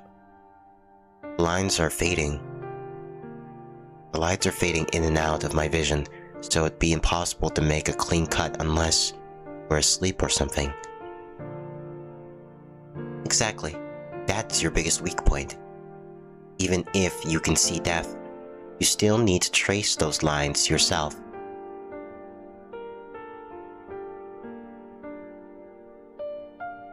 I may be weak now, but I'm still not slow enough that you could catch me. She's right. I couldn't even keep up with a speedy animal, let alone catch one. And if I can't catch my prey first, then there's no way I'm cutting through its lines either. Which means even if I see the lines, I can't kill something that moves. Just as much as her words elevate my deepest fears, the vampire laughs.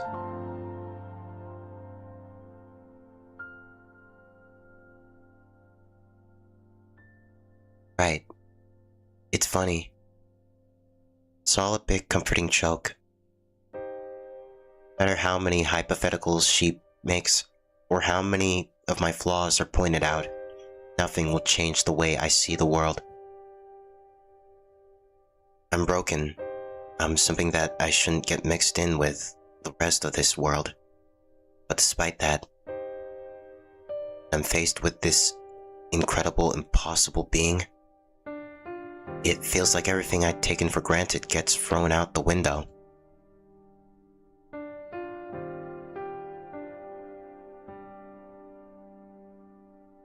She's like a magnificent flower, graced by the moonlight. It's not like I wanted eternity. All I wanted was for something I could touch. Something that could give me the hope I needed to keep flying.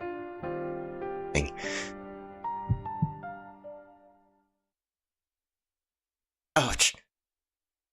Sharp pain stabs at my brain. The lines make my head throb. I put my glasses back and trade my miraculous view for the ordinary world.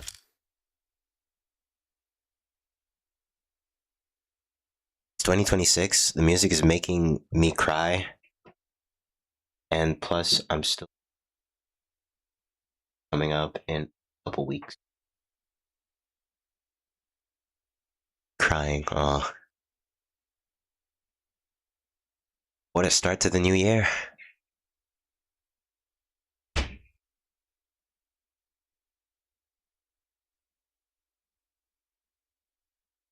Arcute eyes me suspiciously. What is it now? Oh, nothing. Can't see the lines when you wear those glasses? Yeah, basically. Someone I met shortly after my accident gave them to me. I only use the lenses now, but it's thanks to these that I've been able to live a relatively normal life. Huh, makes sense. No matter how mentally strong you are, facing death on a constant basis is bound to drive you insane. You'd have gorged your eyes out by now.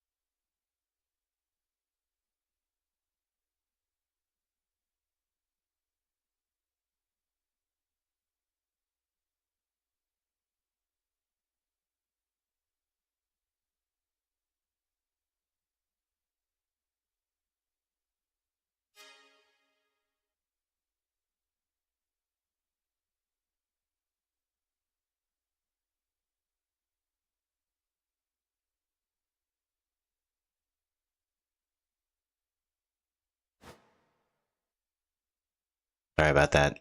My sister came in. Um, listen, I think stream froze? No, I just went mute because my sister came in the room. She was just taking away like a couple plugs to so that she could like plug in the humidifier. Yeah. Being AFK, yes. Listen. Hello, Ellie. You are so late. You missed a ton. It's like I'm like 2 hours into the stream. We're probably coming into like the end of this like chapter, maybe even. I don't know. I did not lie. I'm here. Yeah, but you're so late. Like super late. Hello? Oh, he left. Yeah, he said that like a long time ago. He's probably like gone by now. Is the thing. Listen, could you stop casually spouting horrifying stuff like that? And quit getting so close, seriously, stop it. Get away from me. Step in closer and so help me, I'll throw a vase at you.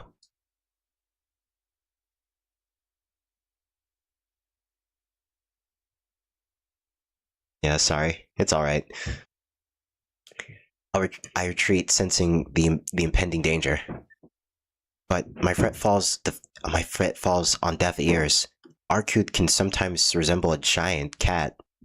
They keep calling her a cat. One whose curiosity isn't easily sated. Hey, can I look at them? No way, these are important to me. It's not like I'm going to break them. Come on, I just want a teensy little peek. Pretty please? Why is she talking like that? Relent to hand them over? I'm not handing my glasses over, no way. Whatever. Arku doesn't look like she'll back down.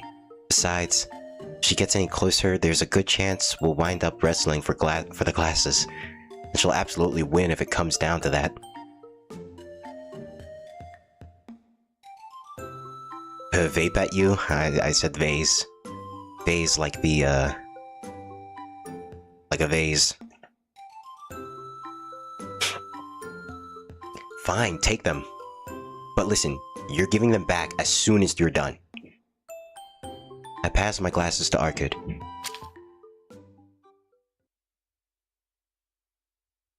She pauses her lips as she...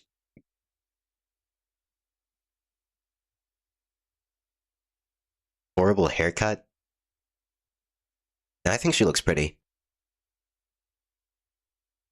She purses her lips as she inspects the glasses from all angles.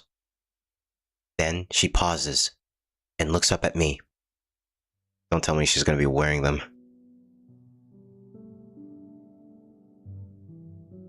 What do you mean? Looks like yours, Ellie. Cheeky, does the person who gave you these live here in the city? I don't think so. It's been 7 years since we last met, and she didn't strike me as the kind of person to stay in one place for long.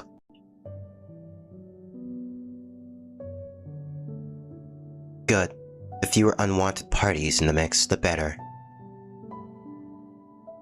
And it's really for the best not to get mixed up with Blue. A stern expression graces her face as she falls silent.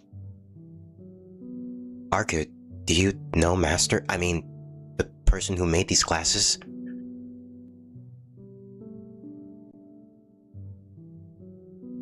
Of course. She's one of only 4 magicians currently in existence. These glasses are extraordinary. You know, even I can't break them with my current strength. Arcud's tone grows more serious.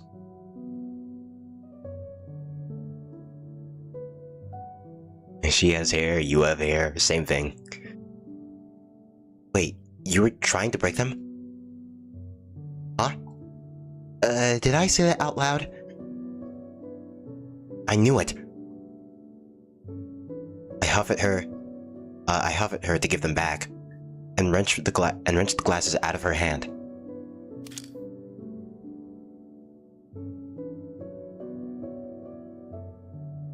Didn't you just say I'd go insane without these? Or is that exactly what you'd wanted? It's not like I was trying to make you go crazy. I just didn't like how precious they seemed to you. They seemed to you for some reason. I really have no idea how vampires think. This girl was ready to destroy my one eternal lifeline on the whim. You guys are just fighting now at this point.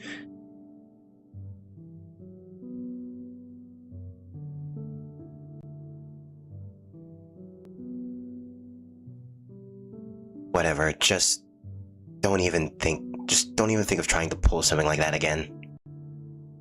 They're not just a precious memento from Master. They're the one thing keeping me sane. Without them, the constant headaches alone would be enough to do me in.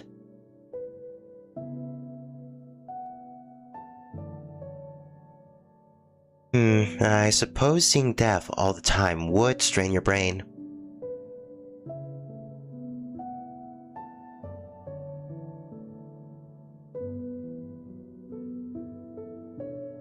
Not fighting? Oh. Whatever you guys say.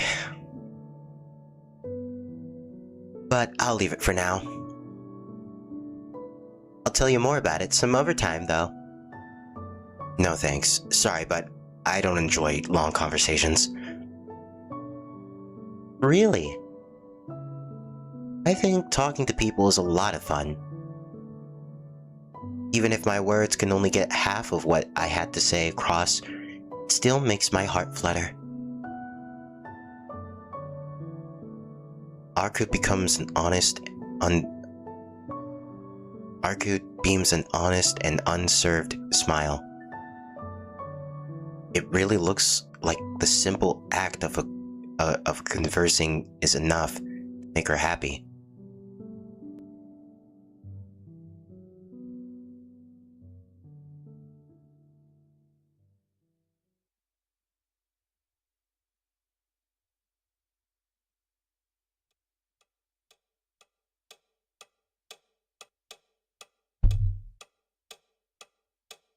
The night drags on. Arkut is seated on the bed. I'm on the sofa, aimlessly staring at the clock. It's just past 4 a.m. Only an hour or so to go till sunrise. One more hour, huh? Nothing out of the ordinary has happened so far, and Arkut doesn't look like the slightest bit nervous. The hotel is perfectly peaceful. I've been pretty nervous myself, but it's starting to look like I didn't need to be.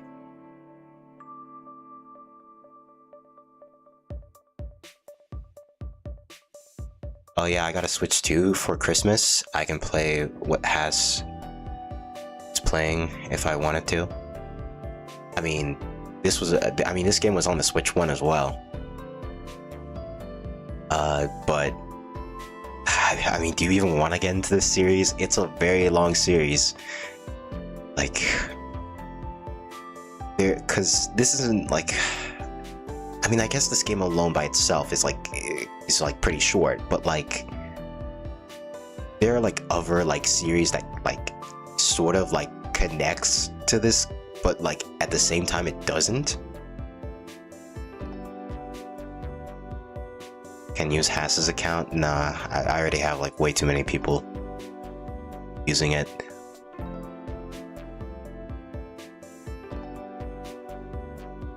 But I mean, the game does have a fighting game, where you get to play as like a lot of the characters, like Shiki, for example, and Arkut.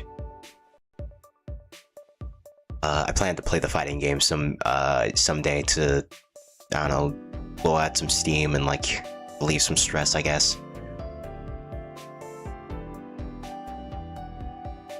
But that is for another time. Let us focus on the game at hand at first, before we move on to any other games, more stories.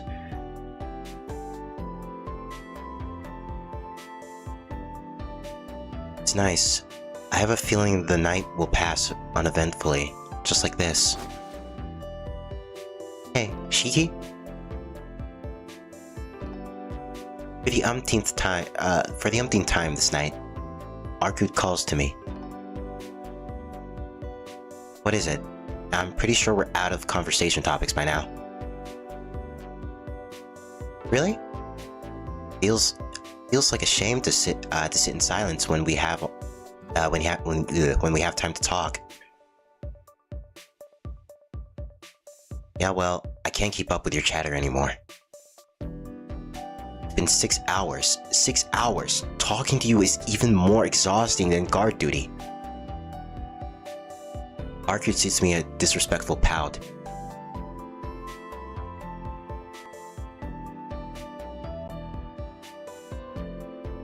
It's been like this all night.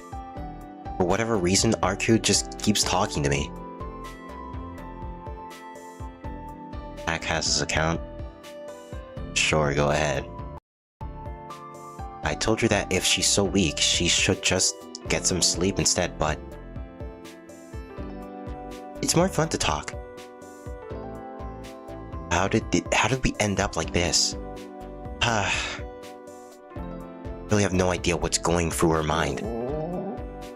Ugh, on top of that, I'm starting to get hungry. Now that I think about it, it's been nearly an entire day since I ate. Since I ate something. The last meal I had was yesterday's breakfast. If you're hungry, why don't we just order something? We're staying at a nice hotel, so you might as well get some room service. Nah, it's fine. The hunger keeps me on my toes. What about you, though? You're weak and refusing to rest. Shouldn't you at least eat something?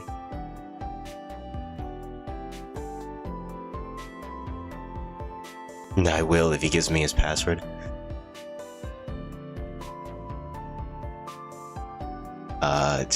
It's 11037. Leon, that's your name, isn't it? Leon Kawada. If you're not eating, then I won't either. Normal meals have their benefits, but it's so boring to eat alone. Normal meals, as opposed to... oh. Right. She doesn't look like one, but she's still a vampire. Her meals would normally consist of human blood. She said it herself. Vampires need human blood to survive. Which means she's drunk the blood of others before. I wonder how many humans she's killed in her life. Probably like 1,000. Or like over 1,000. Maybe 1,000,000.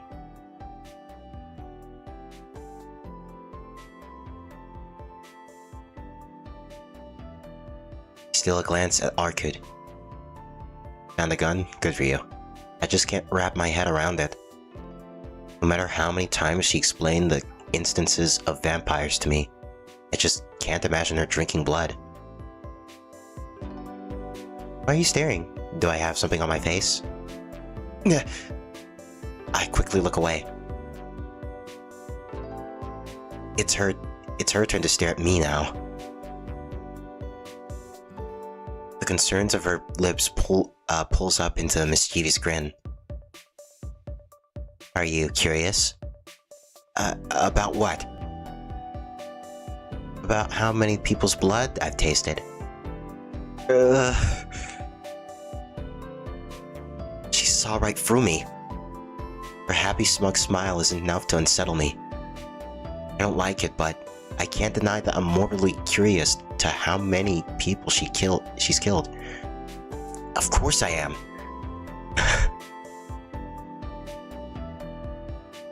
course I am. I'm surprised to help you out, right?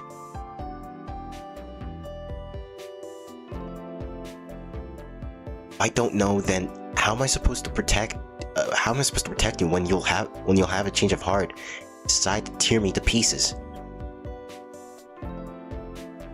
It's a legitimate concern to have. Arkud nods along, seamlessly satisfied with my reasoning. Alright, then let me ask you. How many people's blood do you think I've drunk? I was thinking almost nearly 1,000,000, maybe over 1,000. 10,000 at best. Arkud hops out of her bed with a bounce, and heads back over to the window. How many? Arkud smiles sweetly. She seems to be enjoying herself. She's clearly trying to get a rise out of me. Fine, I'll play this game. This strange woman has to have killed 1,000 people? That's what I was thinking.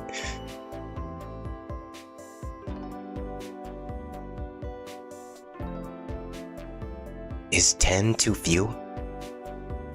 Not even close. Then somewhere in the hundreds. Sorry, but you're way off. In the thousands? I never swing and a miss. Arkud chuckles softly to herself. I'm not angry with her, but I'm starting to feel very frustrated. I can't believe I'm saying this, but more than 10,000? Again, way off. Seriously, Shiki. You went from 10 to thousands in a heartbeat. Do you really think so poorly of me, you big meanie? Nerf gun. It's nuts or nothing. Am I wrong? I figured vampires wouldn't really have any sculptures about this kind of thing. Humans eat when we get hungry too. If you need blood to survive, then you're going to take what you need, right? Yeah, that's usually the case.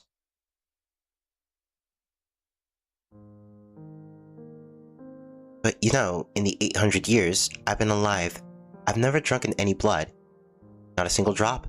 And I've never killed a normal human either.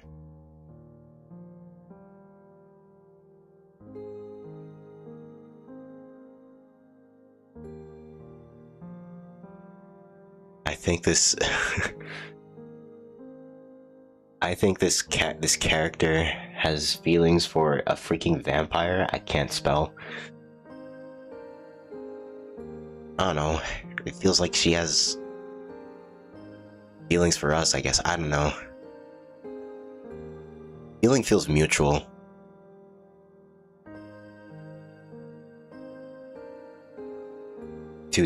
I'm too scared of her.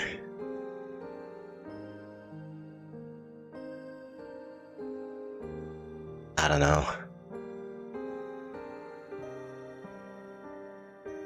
It's such a weird thing to hear. It's such a weird thing to hear a vampire to say. But I still find myself asking the question. Are you telling me the truth?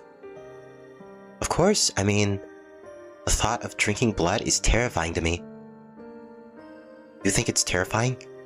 Even though you're a vampire? Well, I'm a bit of a coward, I guess. Too scared? That's what she said.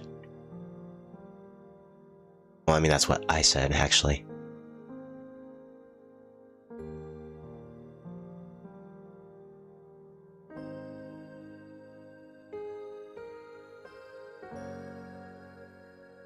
Feel too nervous? I don't know, she just... I don't know, there's just something about her. I mean, she is pretty. That's pretty much all I can say. Arkud utters the words as she idly glances out the window. She pauses to the gaze of the night sky in a drawn-out moment of quiet. As I watch her, it feels like she's becoming less distinct, a hazy phantasm drifting away. Only half, huh?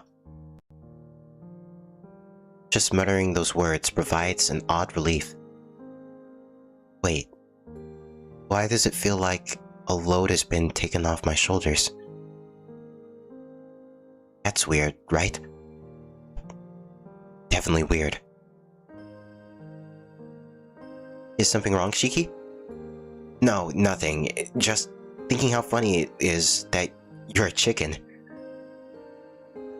Chicken? You think I'm a bird? Arkud tilts her head in confusion. She really doesn't look like a vampire in the slightest. It's only natural for me to be relieved.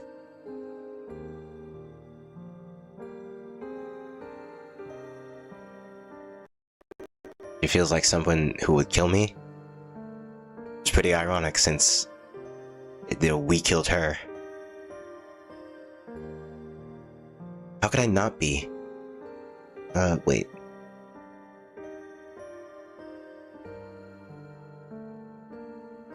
How could I not be? It turned out that the person in front of me isn't anywhere near as evil as I feared. If what she says is true, then there's no reason for me to worry about Arkud spontaneously killing me. And it's not just my newfound sense of safety that's bringing me relief. There must be something wrong with me. The idea that Arkud doesn't count herself a full-fledged vampire is what has me the happiest. Screaming? Why are you screaming? Has me happiest of all. I can't believe I was wrong. I can't believe I was so wrong about her. So wrong about her this whole time. Huh? Just as I'm about to relax around Arkud, I'm struck by a sharp sense of pain in Ergito.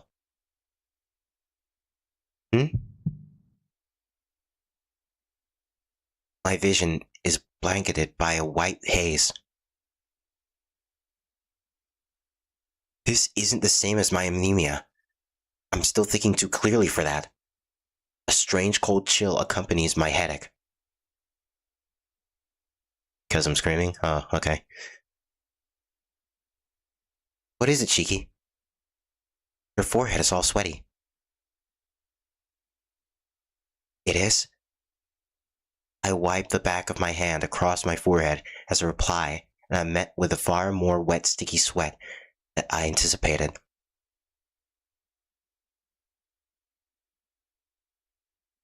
This is weird. Judging by the sweat, you'd think I was in a sauna. As if by a pool of anxiety welling up in my chest, my eyes dart to the digital clock. It's 4:32 a.m. Too early for the sun to beat back against the chilly night air. The clock itself still lists the current temperature outside as a cool 11 degrees Celsius. You screaming tonight? Yeah. It's way too cold for me to start breaking a cold. It's way too cold for me to start breaking a sweat like this.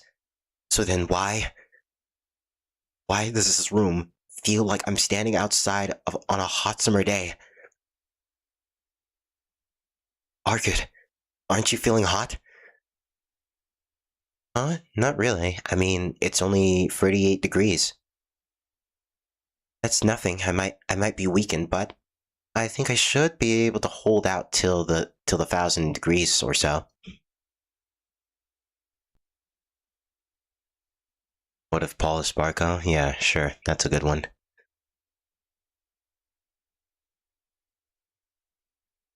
Am I an idiot for even asking?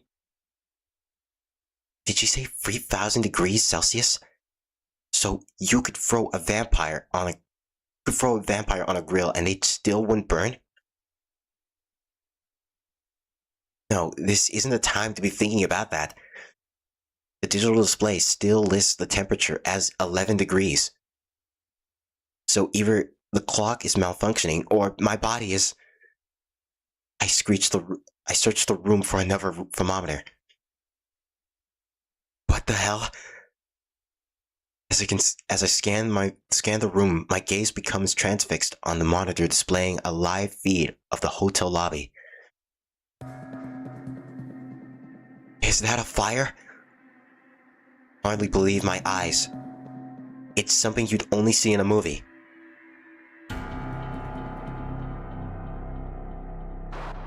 What if Ellie is M? Yeah. I always thought that too. I still think they are the same person. Flames spread through the lobby, like water spilling from a sink.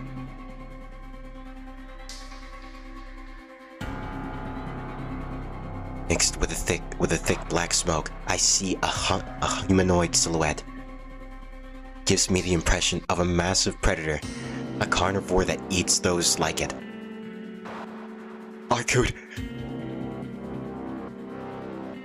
Arkud remains silent. Is it hostility I read in her expression? No. It's something more like competent. Contempt. The two of us must be in training. Very different thoughts as we stare at this monitor.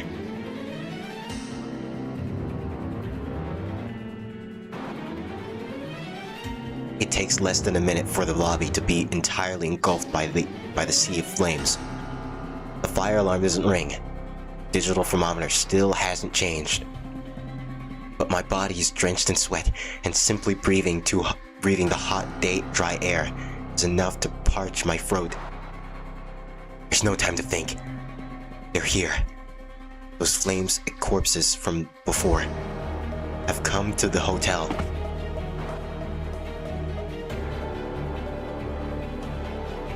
Shit! I make a run for the window to inspect the situation outside. The town looks the same as ever. The hotel is bathed in flames, but nobody outside seems to have noticed a thing. There's a sign of aid to the hotel.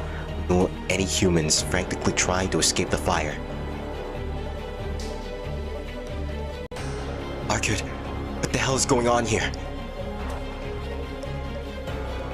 Arkud keeps her mouth firmly shut, unwilling to say a word.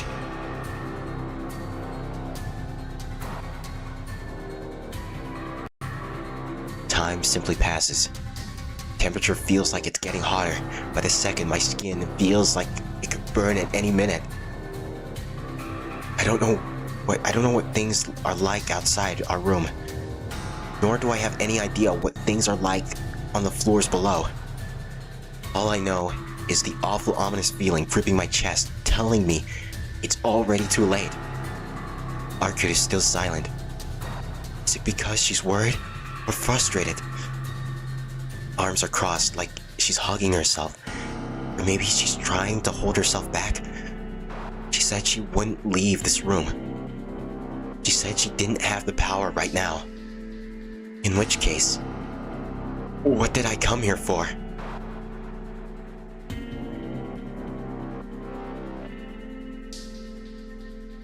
I should stay in the room to observe the situation. I'm just gonna stay here, I guess. It's better to observe the situation from in here. It'd be reckless for me to go out there alone while Arkud is still recovering.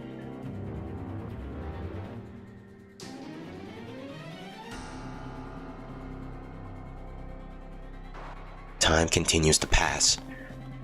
My fingers tighten around the knife as my eyes fixate on the video, the lobby and the bathed in flame. Arkud's eyes are closed. Looking at her now reminds me of how powerful she looked in the moonlight. It's been more than half a day since the fight in the alley. Surely she's regained a bit of her power by now.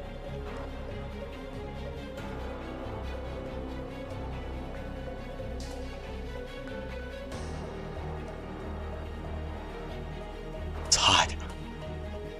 It's like I'm standing inches away from a massive bonfire cooking and smoldering as the air in front of me distorts from heat. It's getting hard to breathe. Figured that it'd be safe as long as I stayed inside the room, but my head is feeling light. At this rate, I'm going to pass out. Should I get out of there, knowing it's dangerous? I still have time, but just as I start to revelate my decision, the lights go out. Mysteriously high temperature suddenly drops again. At the same time, I hear it. An undenying flurry of knocks against the door. Chiki, are you ready? Arkut's words are the only thing break through the darkness. I swallow as I listen to the pounding. Ready? Ready for... There's no time for me to finish my question. Staying in this room was a mistake. And I guess asking something like that is a mistake too. Hearing the splintering of wood, I whip around to face the door.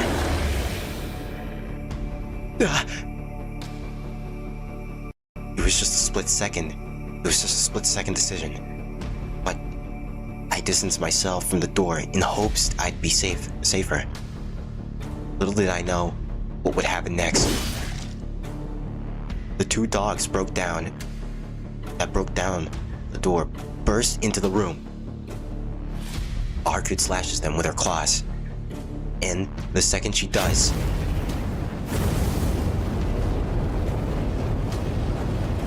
the room flooded with fire, hot flames washing over every corner until it's filled with the brim.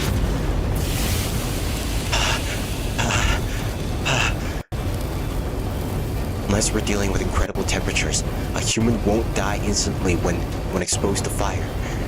But these flames hit like a blunt weapon, powerful enough to turn the body into ashes in a single blow.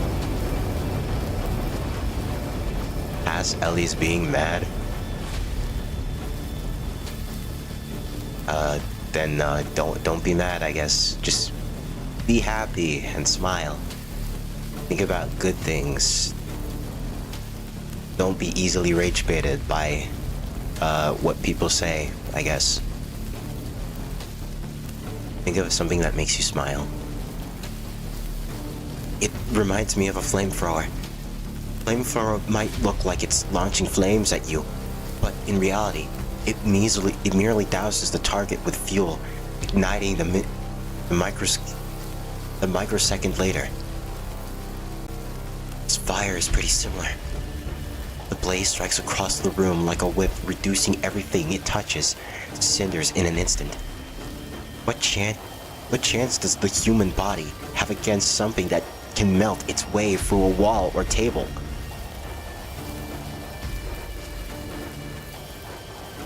If there's one small mercy at the center of this inferno, it's that the fire lashed straight through my waist and immediately incinerated everything above my sparing me the slow agony of burning alive.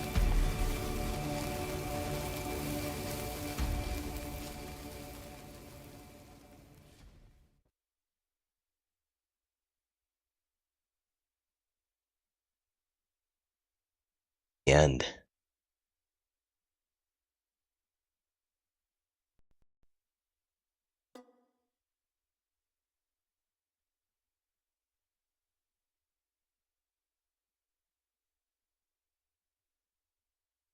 What?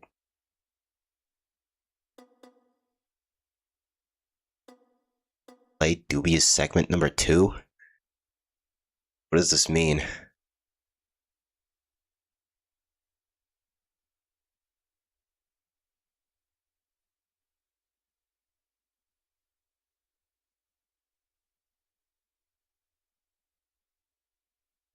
bears no relation to any actual persons or Tsukihime characters, please be advised it may divert splintly in the tone of the main story.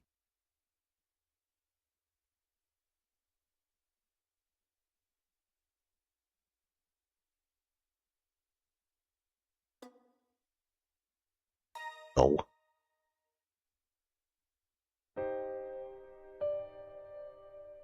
I guess I got a game over.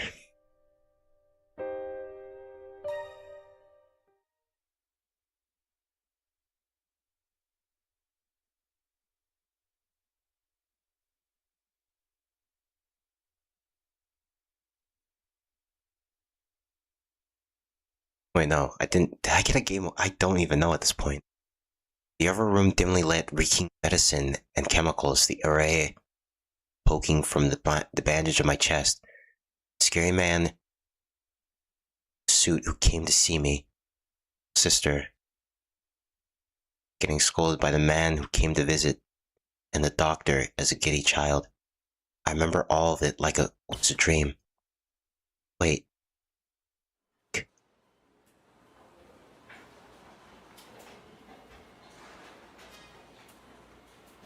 Wait, this is just the beginning, isn't it?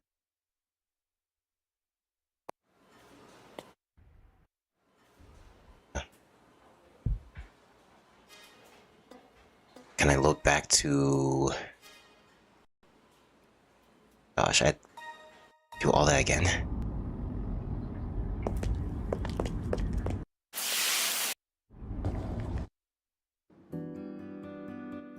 Dang.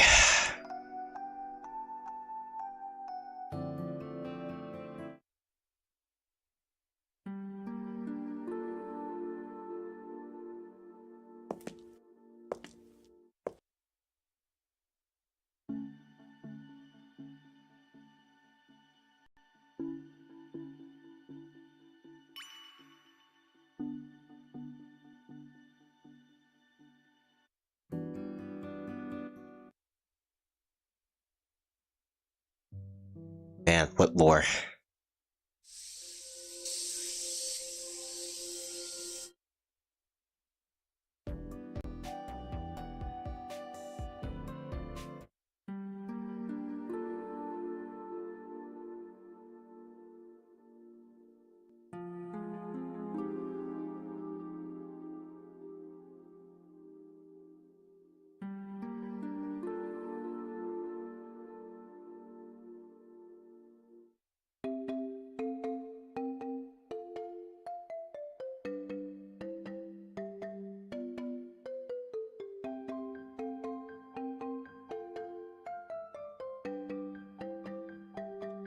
This is just like a very fast summary of what happened this whole stream, basically.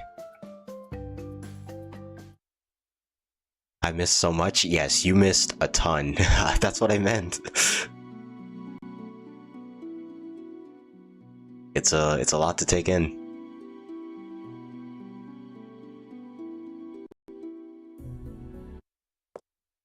I mean, it wasn't much.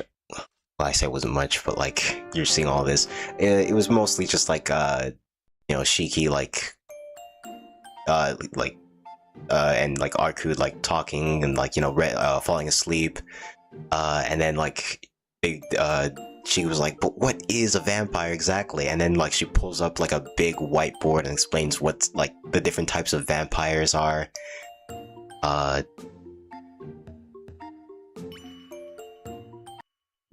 And she explains it for a whiteboard and the different powers that they have. And then they talk about Shiki's glasses and all that stuff. And how his eyes have the power to see death or whatever.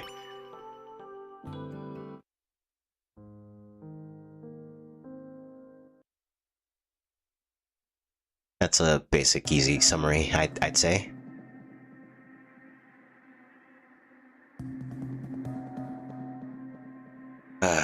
I guess I should go and investigate. Here I go. I take a short, deep breath, to clear my head. I search for something I could use as a weapon, but a quick survey of the room doesn't give me anything. I swallow my hesitation, take my knife from my bag, and head to the door. Cheeky? Just going to scope things out. Don't leave the room until I get back. Arkut looks like she wants to say something, but I tear my gaze away and head into the hallway.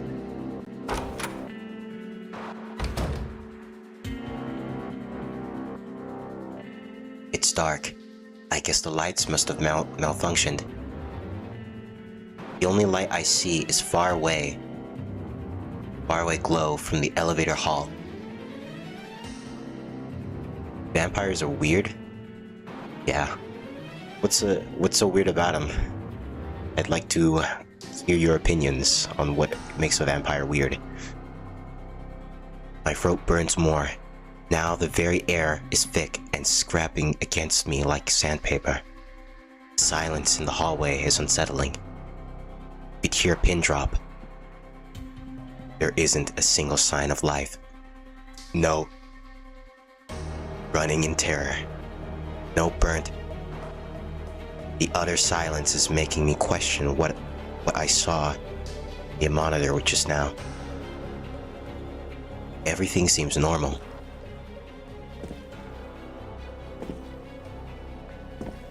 I walk through the hallway. Sweat forms into beads and runs down my forehead.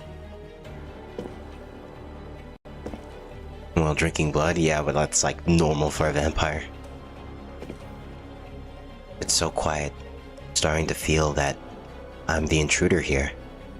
Intruder, intruder, intruder. Normally, you exterminate any pests that intrude the place like this. It's all I can do to calm myself down. I readjust my grip on the knife so the sweat doesn't make it slip from my palm.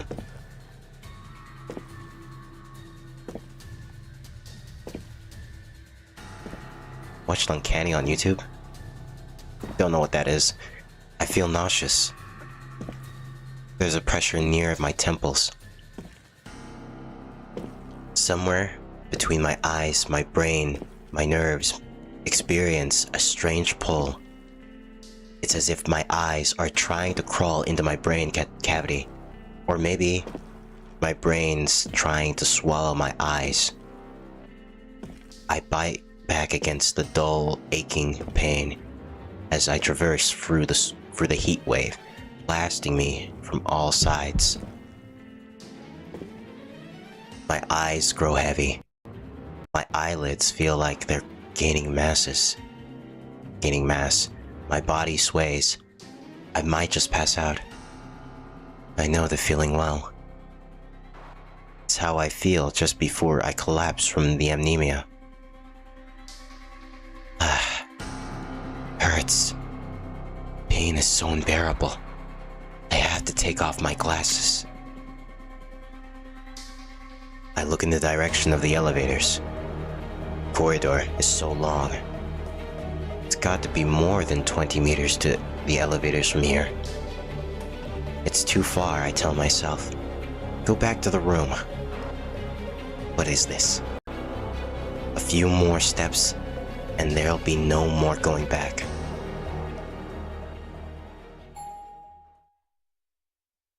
A clear sound.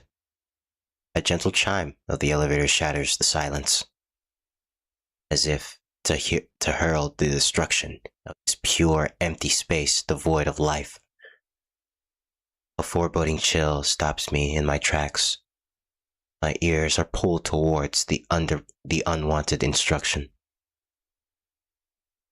A small elevator light stops. It has arrived at its destination.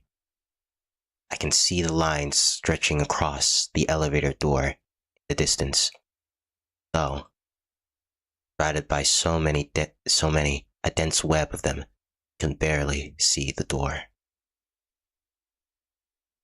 The door opens. I peer inside the cramped metal box.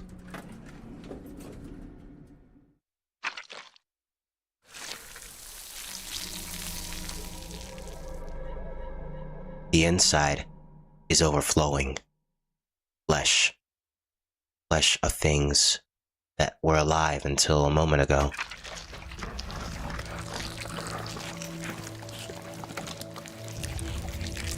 My breathing ceases.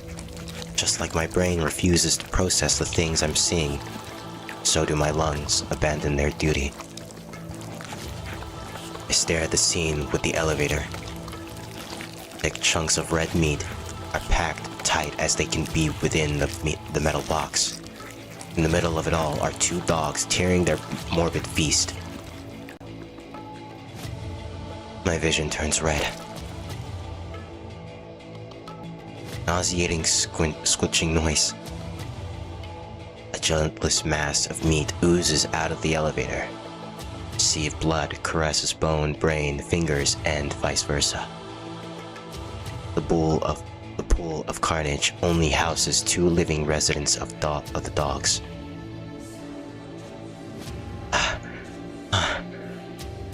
The rational part of my brain refuses to accept this scene as reality. At the end of the hallway, dogs are still digging into the moltenized caviars. Terrible new sounds travel up through the elevator shaft. Grunted screams spill into the hallway. If I strain my ears, I can just make out the sounds of flesh being gnawed on. Drained with shrieks of despair, so anguished they hardly sound human. It feels like my hearing has found a shortcut, my imagination. Even though I can't see it with my eyes, carnage is all too clear in my mind's eye. People being burned alive. People being eaten alive. A man notices the unusual temperature and leaves his room to flee. The second he opens the door, he's enveloped by the hellish fire that roasts him to the bone. I'll have to sleep. Very tired. Night. Good night. A young girl sobs in despair, locked in her room, when the flames from the lobby reach her floor. She's in the bathtub. The water streams, the bubbles boiling her alive and turning her ruptured flesh to ash, inside out. Many clamor to get into the elevator that arrives inside. They find it already parked with the bodies of those who tried to escape before. By the time the newcomers realize the present are no longer human, they are already being consumed. There are two types of screams: those born from fear of being eaten, and those born from the fear of being burned alive. There are no exceptions. The small elevator is a microcosm of what the hotel has become. The vision of hell is so close. I can feel the agony flush against my skin.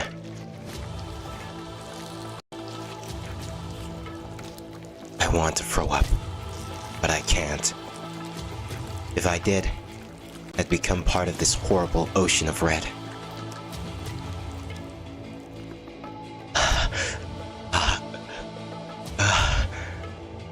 I force my body to remember how to breathe. I grind my teeth together to regain a sense of control. The dogs notice me. As soon as they do, all the sound from the floors below stops. That can only mean one thing. No one else is alive. The dogs break into a sprint toward me. I'm the only prey left within their hunting grounds. The black hounds approach me. Their bodies are marked with countless lines. But they are no use to me now.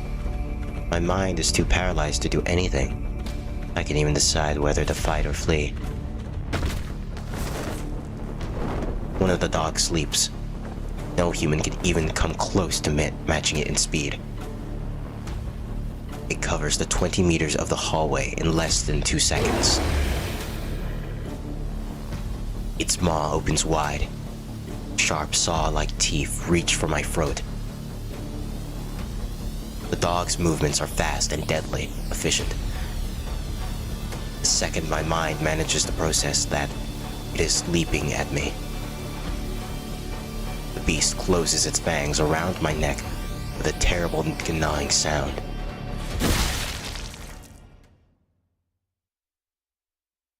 This is where Shiki Tono dies. No. That isn't right. This won't kill me. I won't die here. Seeing death isn't new to me. It was a hot summer day. It feels like long ago, yet it was nearly 7 years. Back then, I witnessed something far more horrifying.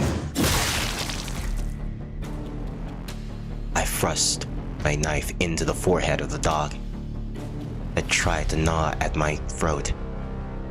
As if on autopilot, my arm swung up the second the monster's canines touched my skin, for it could pierce my cataloid artery. I surprised even myself. Like a machine whose only function is cutting and slicing, I thread the knife through the dog's forehead with mechanical precision. It comes easy, as I'm merely cutting through one of the dog's lines. Normally destroying an animal's brain wouldn't cause it to cease functionally immediately. The muscles will move and spasm in remorse in response to the brain's final signals, carrying out their last commands to the best of their abilities. If I tore my blade straight through the dog's head, its fangs would still tear from my neck. But this is different. I didn't just kill the dog. I brought it death. Death means total sensation. No matter how monstrous the dog was, I lost every ounce of power the second I killed it. It falls limply to the ground. The second dog is already launching toward me in its place. I stab the knife into its wide-open jaw. My blade buries it into the flesh, into its wet flesh. The skin of the dog may be oddly tough, but its insides are soft and yielding, its flesh and bone having long rotted. But I messed up this time. This dog's lines aren't on its head. They all conjured around its chest. I haven't managed to stab it, but the damage is done. Is a little more than a flesh wound. The knife has pierced the dog's maw, reaching the back of its head, which naturally means that the hand holding the knife is now fully enveloped by the creature's mouth. The dog is still very much alive. It clamps its jaw shut around my outstretched arm. I feel the strain as it pulls against the soft cartilage between my hand and wrist. Any moment now, it will tear straight through the flesh. Pain is enough to snap me back to reality. It fucking hurts. Why the hell am I doing? What the hell am I doing? Getting my arm torn to shreds just to stick a knife into a dog's mouth? You piece of... I struggle and squirm, trying to wrench my arm out of its vice-like grip. And something gnashes at my arm. An intense pain shoots up in my nerves, like a firework. His teeth feel like they're stuck deep within my arm, but it's awfully lively for something with a knife in its skull. The dog presses its weight against me, topping both of us, pinning me down against the carpet. My back is driven hard against the floor, but even now, its grip on my arm hasn't loosened one bit. My knife still plunged deep inside its head. The back of the black dog tightens its jaw further. It's going to rip my arm off. It's insane. What kind of dog keeps biting down in a situation like this? Damn you. Something warm and wet drips down to my elbow. Red blood is dribbling from the dog's frenzy-eyed quivering lips. It might be the dog's blood trickling down my arm from the knife. Or it might be my blood flowing freely as the dog tries to render my arm into mincemeat. To my scrambled brain, it doesn't matter much. Let me go. The dog refuses to release its prize. There's no way I can run away with the dog still clinging to my arm. Not that running away was ever an option to begin with, nor did I have any intention of doing so. I just want to survive, and in order to survive, there's only ever one condition. All I have to do is kill. But how do I do that? It won't be long until one of my arms gets chewed off. That arm still gripping the knife. Full weight of the dog has me trapped against the carpet. Even if I manage to pull my arm free, chances are the dog would have its jaws around my neck the very next second. The desperate circumstances force a weak chuckle to escape my lips. I just need some time to assess the situation, some time to really think it through. That's how I've always done things. That's how I was taught. Like, look, see how there are plenty of lines running along the back of the dog's head? The path to survival is blindingly clear. This is a wild beast, a monster that devours humans. But when it's this close to me, I'm painfully aware of its wildly beating heart, burning with its own desire to live. Clamps down on my arm, even harder than before. I'm such an idiot, I'm so stupid. I wish it was me tearing my own throat out. It's kill or be killed, a natural universal law. So why is the supposed cruelty of the action give me so much pause? A thick drop of blood splashes against my face. The red fluid drips down my forehead into my eyes. My vision is painted deep, dark crimson. Burns itself into my stains until red is all I can see. Warm, vicious liquid strikes me as oddly familiar. My cautiousness slowly slips away from me.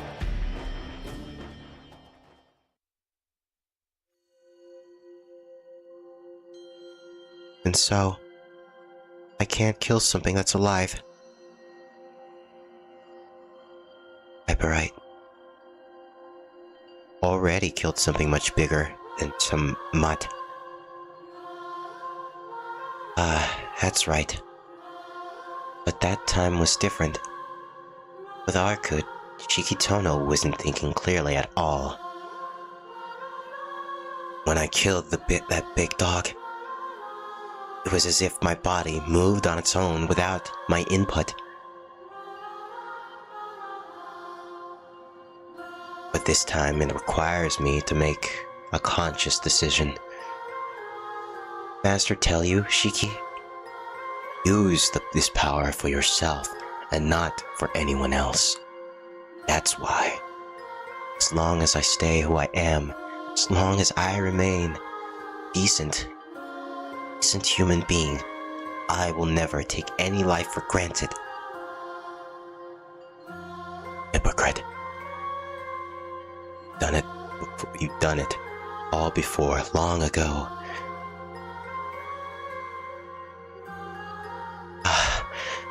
Bad dream from my childhood.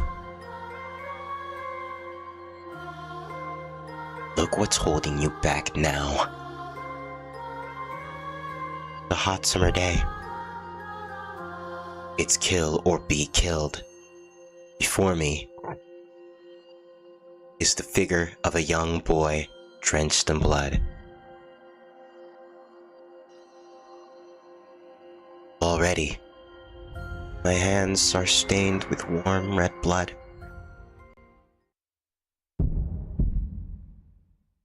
Killed before, haven't you?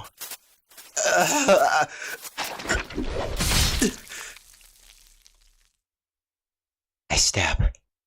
Rather than extract my arm, I instead bury it deeper as I slice through the beast's skull. A pain shriek echoes in my eardrums. Unable to cry out properly with my arm, I jam down its throat. The dog's wail resembles a woman's shrill scream. Must be in tremendous pain. Not that it matters. I drive the knife deeper inside together with my mangled arm. The blade pokes out from the black of the dog's skull. I split its skull and effortlessly slice through its hide, scattering its gobs of blood, drains across the carpet. Before I know it, I thrust both my knife and my arm clearly through the back of the dog's skull. And yet, it still lives. There's only one thing left for me to do. I take the knife from my bloodied right hand and move it to my left. The impaled dog's body trembles and squirms, seemingly pleading for mercy. It even stops, digging its fangs into my flesh, as if to show remorse. Like I fucking care. I run my blade along the beast's lines and quickly dismantle its body.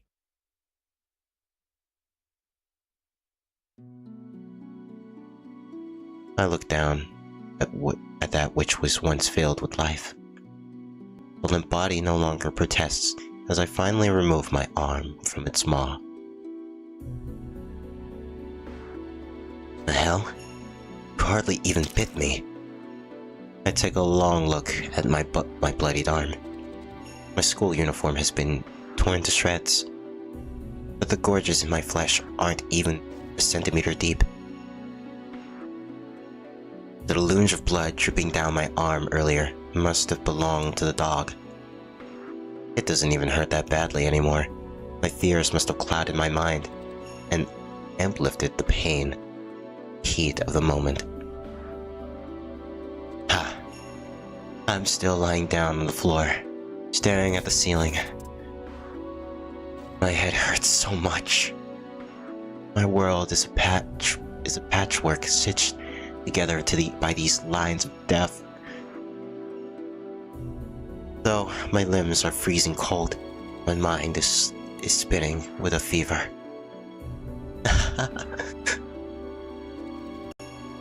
Corpses of the two dogs are right beside me.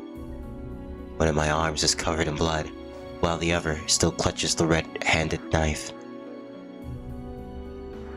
Beneath this floor are the mangled and charred corpses of the victims that died in the pandemonium. There's nothing I can do but laugh, because this isn't real. It can't possibly be real. I'm normal. totally normal. The only weird thing here is this dream. The second I wake up, it'll all go away. But when did I start dreaming with my eyes open? The elevator chimes. Such a cute, clear noise. Entirely appropriate for the current situation. The elevator? It's the elevator adjacent to the one that brought the dogs. My exhausted brain doesn't even try to contemplate what this means.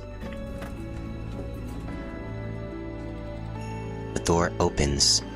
My mind might not be working, but my body will have to. In a dull haze, I grip the knife in my right hand and haul myself up to face the oncoming tragedy. I want to do this. I wearily gaze inside the newly arrived elevator.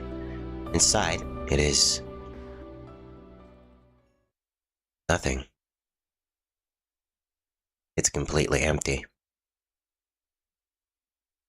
Bit of an anticlimactic in its own way. The danger is past. Everything's over.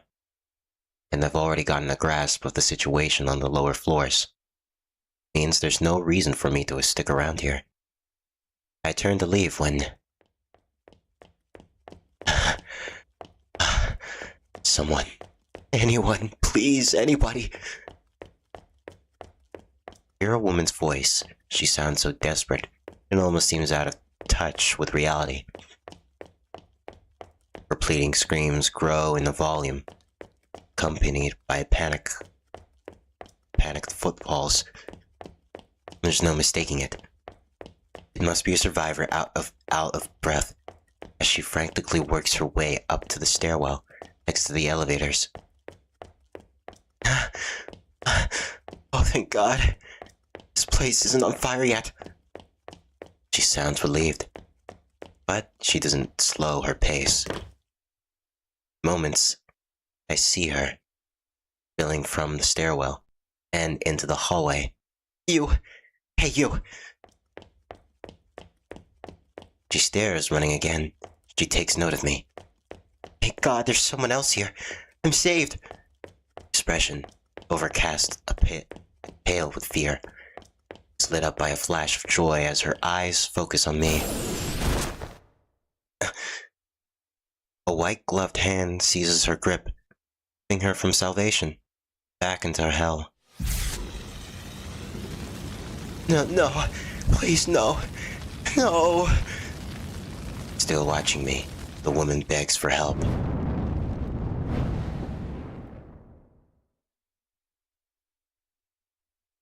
And then she falls silent.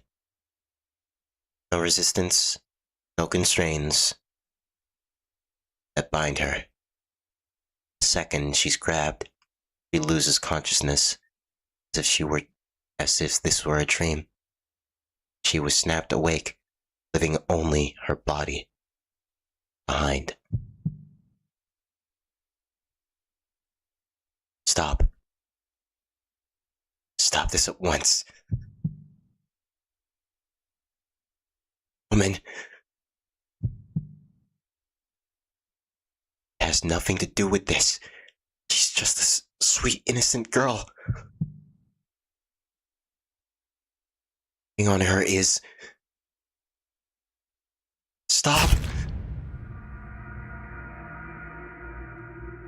Cries came too late. Not that they would have changed anything.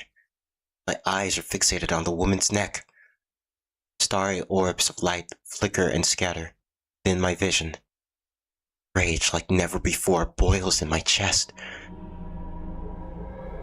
My vision clears and see two soulless pits amid a dolge of blood. The woman's legs twitch ever so slightly, fingers jolting reflexively.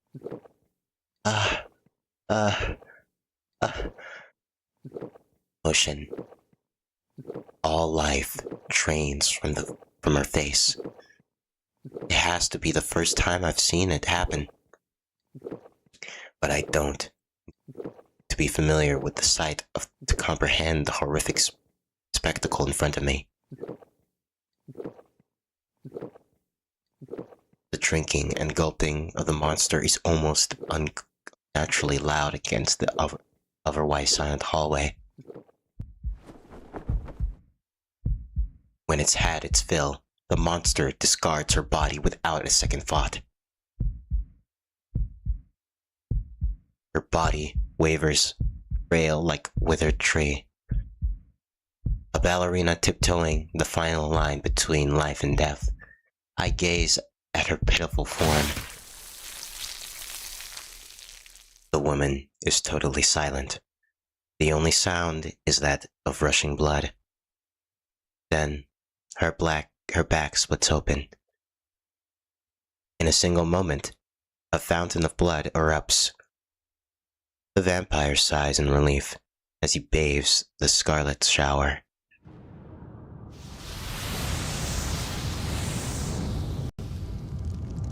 In an instant, everything around me changes. The sweltering temperature finally seems to match match up with reality. A dam of fire bursts floating out all at once. The hallway is absolutely enveloped by flames.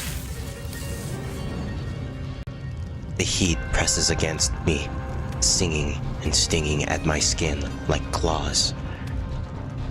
If I were to take a breath now, I'd surely burn my lungs. But something is strange here. The flames continue licking at their surroundings. And yet the building isn't on fire. As the only thing still alive here, I am the only one left to feel this inferno. My headache intensifies. The man begins walking my way. It's clear. He's the source of the river of flames. The closer he gets, the more terrible the heat becomes. He's still 15 meters away from me.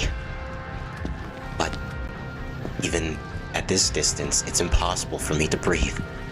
I realize that nothing could survive this man's vicinity. Proximity alone would lead to certain incognation.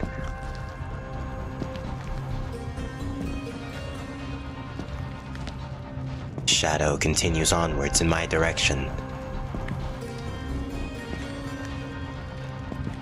He's lean and tall, wearing an antique clothes topped by a heavy fur coat. Through his figure, may be human-like, everything about him screams that he's anything but. There's something off about him, something wild and crazed. Only 13 meters now. He continues without a sound. I glare at the man, knife firmly in hand. Doesn't respond. Starting to wonder if he can even see me. 10 meters. I train my eyes on his body. Amid the rising flames, I can finally see the lines of death that cover him.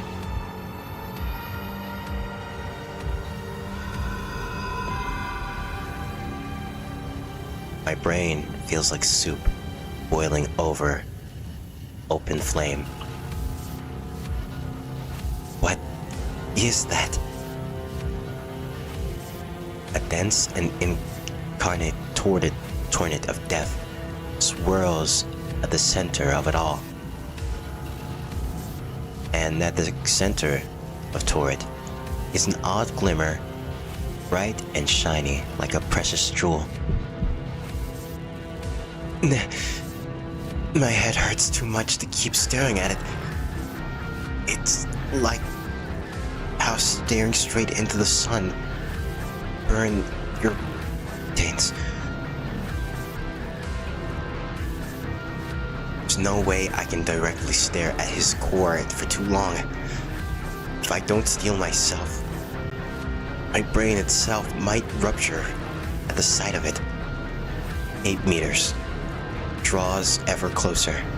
The temperature rises through not enough to cook through human flesh yet. 6 meters. The man stops. His focus falls on me. It took him long enough to notice me standing here. I met his gaze. I shouldn't make eye contact.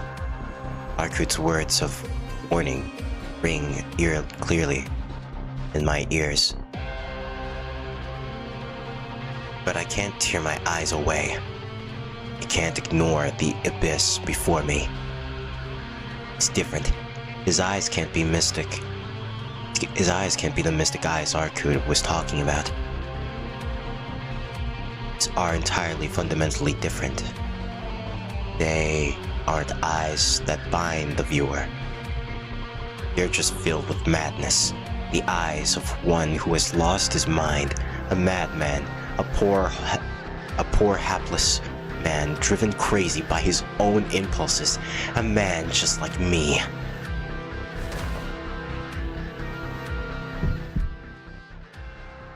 My instincts scream at me to get out of danger. Every alarm in my body tells me this is bad news, but my body won't move, not even as much as a single fingertip. Danger signals fire through my synapses. No matter the cost, I have to get away from him. If I don't, it'll be the end of me. But I'm too late. The creature with sickly eyes stares at me, but barely pays me any notice.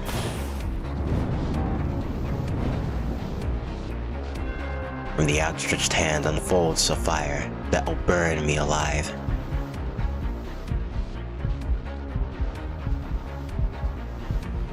Going to die. This is the fire. This fire is as real as it is terrifying. Different from the blue flames, the flooded the hall. They were the sort of byproduct of an effect his cause. It could swallow you alive, but wouldn't immediately. They'd scorch you with some awful phantom pain that feeds off life itself. But these flames are different. Just gathering close is enough to char the skin and enough to burn all organic matter into ashes.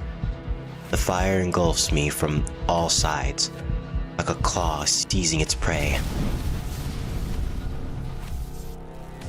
It will cleave my body too neatly, catalyzing the flesh where it was ripped apart. The only thing more real than this fire is my fate. Yet, just before I die, my body is flung backwards with a snap. Arkut. The name creeps from my throat. My mind goes blank.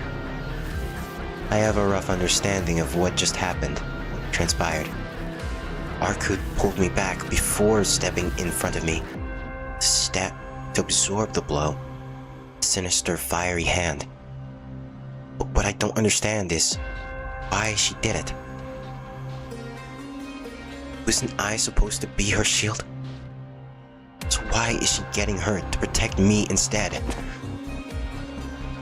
His face scrunches up in pain.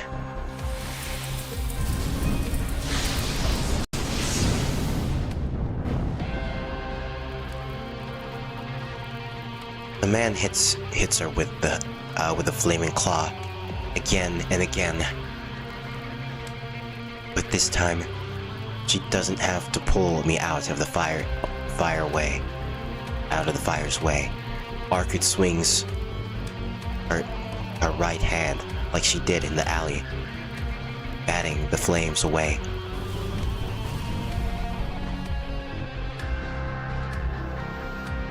But she's unable to extinguish the flames entirely, and the lingering embers strike her head on. Does that mean even Arkud could be burned if she took the full brunt of these flames? Are they hot enough to kill even her? This woman, barely any lines on her, who's supposed to be so far removed from death.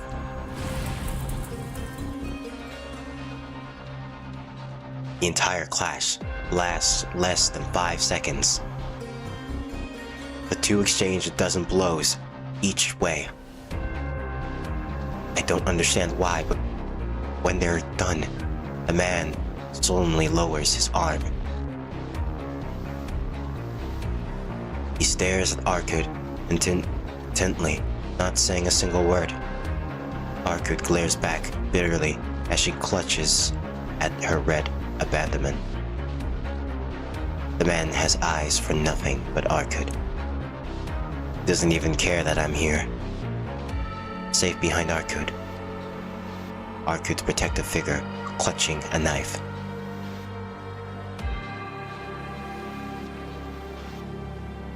Vapor slips from the man's lips. His breath is heavy, like it's being pushed through an exhaust pipe as he reaches with his left hand, finds something beneath his coat. I hear a faint metallic clink. It's got to be some kind of blade. He's hiding a long object beneath his coat. The same object he used to rend through the back of the woman and turn her into a fountain of blood.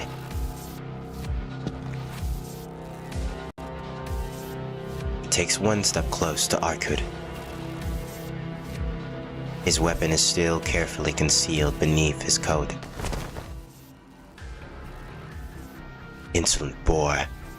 Only a swine would fail to speak their name before battle. Or did your sire neglect to teach you the most basic level of decorum? The man stops in his tracks. A light flicks behind his hollow eyes, as if he's only just remembering himself. Don't even know what language Arkud used, but the man cleared his throat, composing himself. His voice carries a current of pain, like he had forgotten he were a living being until just now. I know the proper decorum. I merely possess no name to share with you. Maybe lacking in etiquette, but at least you still know shame. So, you've lost your original name. Surely there's some way to address you, though. You may have only just inherited the title, but you're still an ancestor. The atmosphere in the hall shifts. The azure flames well up, and all around the corridor burning even brighter. It looks like Arkud hit a sore spot. Love. Pained expression paints his face. Love Archangel.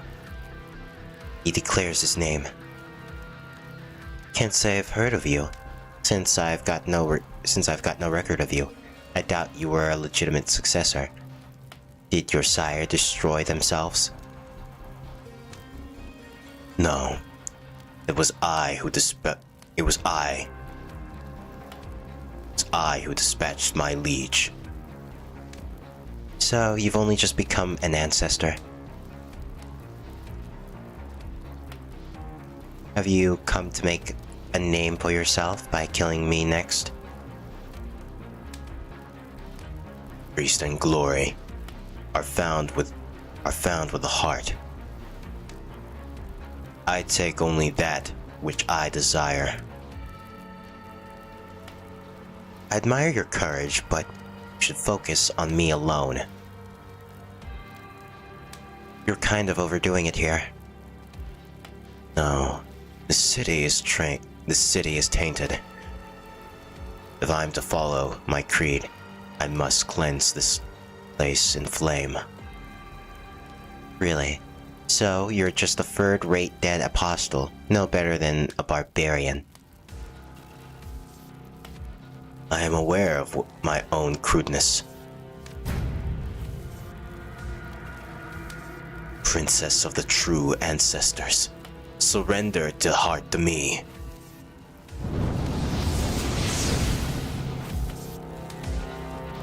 Area around Vlov twists with simmering heat. Like the river burning through its banks, the fire rushes in our direction. Arcud stands in front of me like a breakwater, holding back the flood from swallowing me whole. Don't move, Shiki. These flames are his weapon. If you want to be more than a pile of ashes by the time this is over, you'd better stay well behind me. I appreciate her warning, but something about her words strikes me as odd.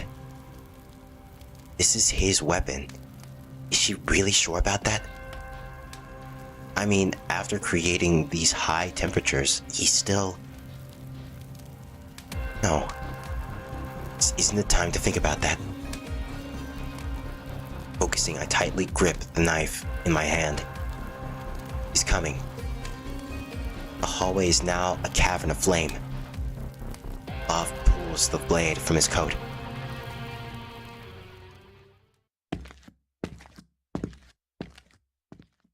Huh? For some strange reason, Love suddenly turns his back towards us. He strides down the hallway, lecherously enters the elevator, leaving behind as if nothing had happened. What? Okay, now I officially don't understand a goddamn thing. I don't understand those dogs, I don't understand the flames that covered the hallway, and I don't understand the waking nightmare that attacked the hotel. Arcud slumps against me with a thud. I'm back from doom scrolling YouTube. You missed a whole heck of a lot. And you missed the entire climax, and it just, like, ended right now. But yeah, welcome back. Arcud slumps against me with a thud. She's got a nasty wound. It looks like she managed to stop the bleeding, but her face is contorted in pain. It's still fresh. After all, only just received the wound. She only just received the wound while she was shielding me from certain death. I'm here. Why did you? Bruh, I'm sorry. It's all good. It's just like hilarious that that you just like left right as like right at the moment like things got crazy, and then like the moment things calm down, you're like suddenly back.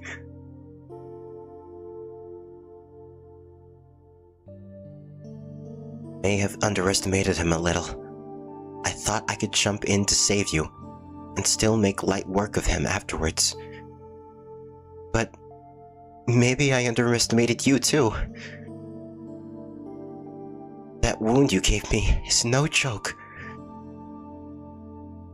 With her face still scratched up in pain, Arcud smiles as if she were amused by her own words. I can't bear to look at her. Not only did she suffer this wound while protecting me, I'm the reason she's this weak in the first place. So why is she still smiling at me so stupidly? How am I even supposed to respond? I was in the story the whole time. That's a good one. Arcud leans against me, putting her weight on my shoulder as she closes her eyes. Hold on. Don't close your eyes, you dumbass. Pull yourself together. Aren't you some kind of Aren't you some kind of super vampire who can't die at night? Well, yeah, but it seems I might have hit my limit. What? Sorry, but can you help me get back to my apartment? Arku collapses against me. I manage to catch her, just in time, arms wrapped tight around her slender body. Hold on just 1 second. If you die on me here, I really have no idea how to respond. Damn it, wake up, Arkud. I shout at her, shivering. Her eyes remain closed. When...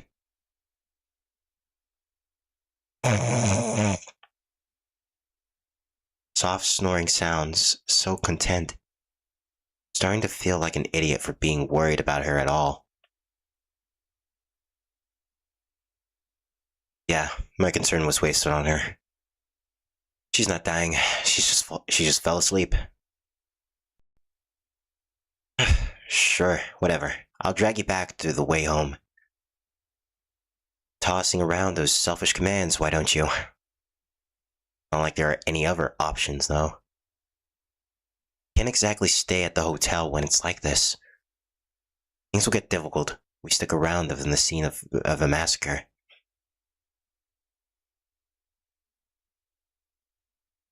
Called it, she's napping.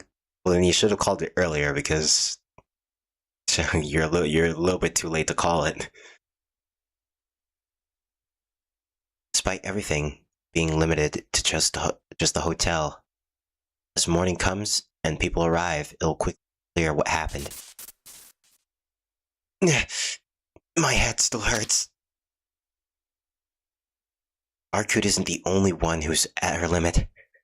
I put my glasses back on it to at least alleviate my headache. Arkud's apartment, right. I remember where it is now. Really? Yes, really.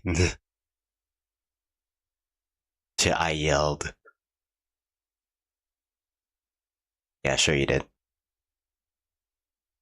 Even though I've only visited once, I've still vividly recalled its location. Well, no point in loitering here any longer. I gather our things up from the royal suite, pull Arkud into my arms, and leave the barren hotel, the feeling of shame pressing down my shoulders.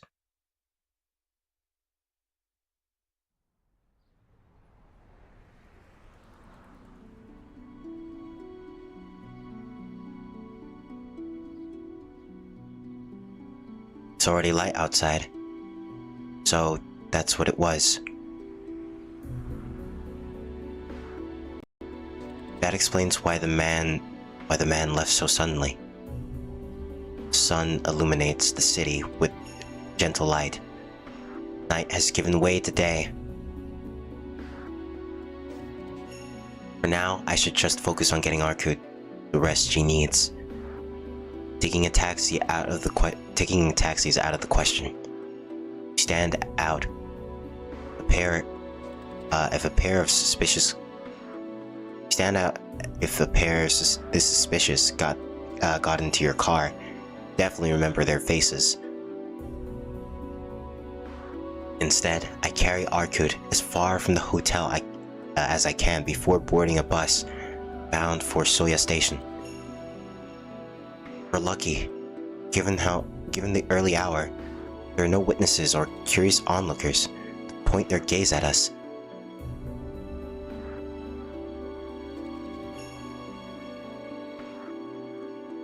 The emergency exit around the back is exactly like I left it 2 days ago. Neither the residents nor the building's caretakers must have noticed the lock was broken. It's 6:30 in the morning now. I sneak into the self-proclaimed vampire's room, just like I did last time. Finally, the long mess of a day can be laid to rest.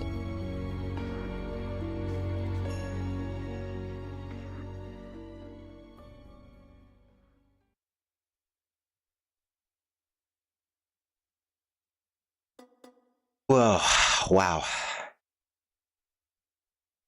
With that, I think we will end stream now.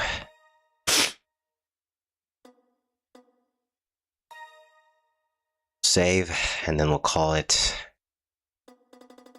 there. But yeah, thank you all for watching, and I'll see y'all next time. Bye bye.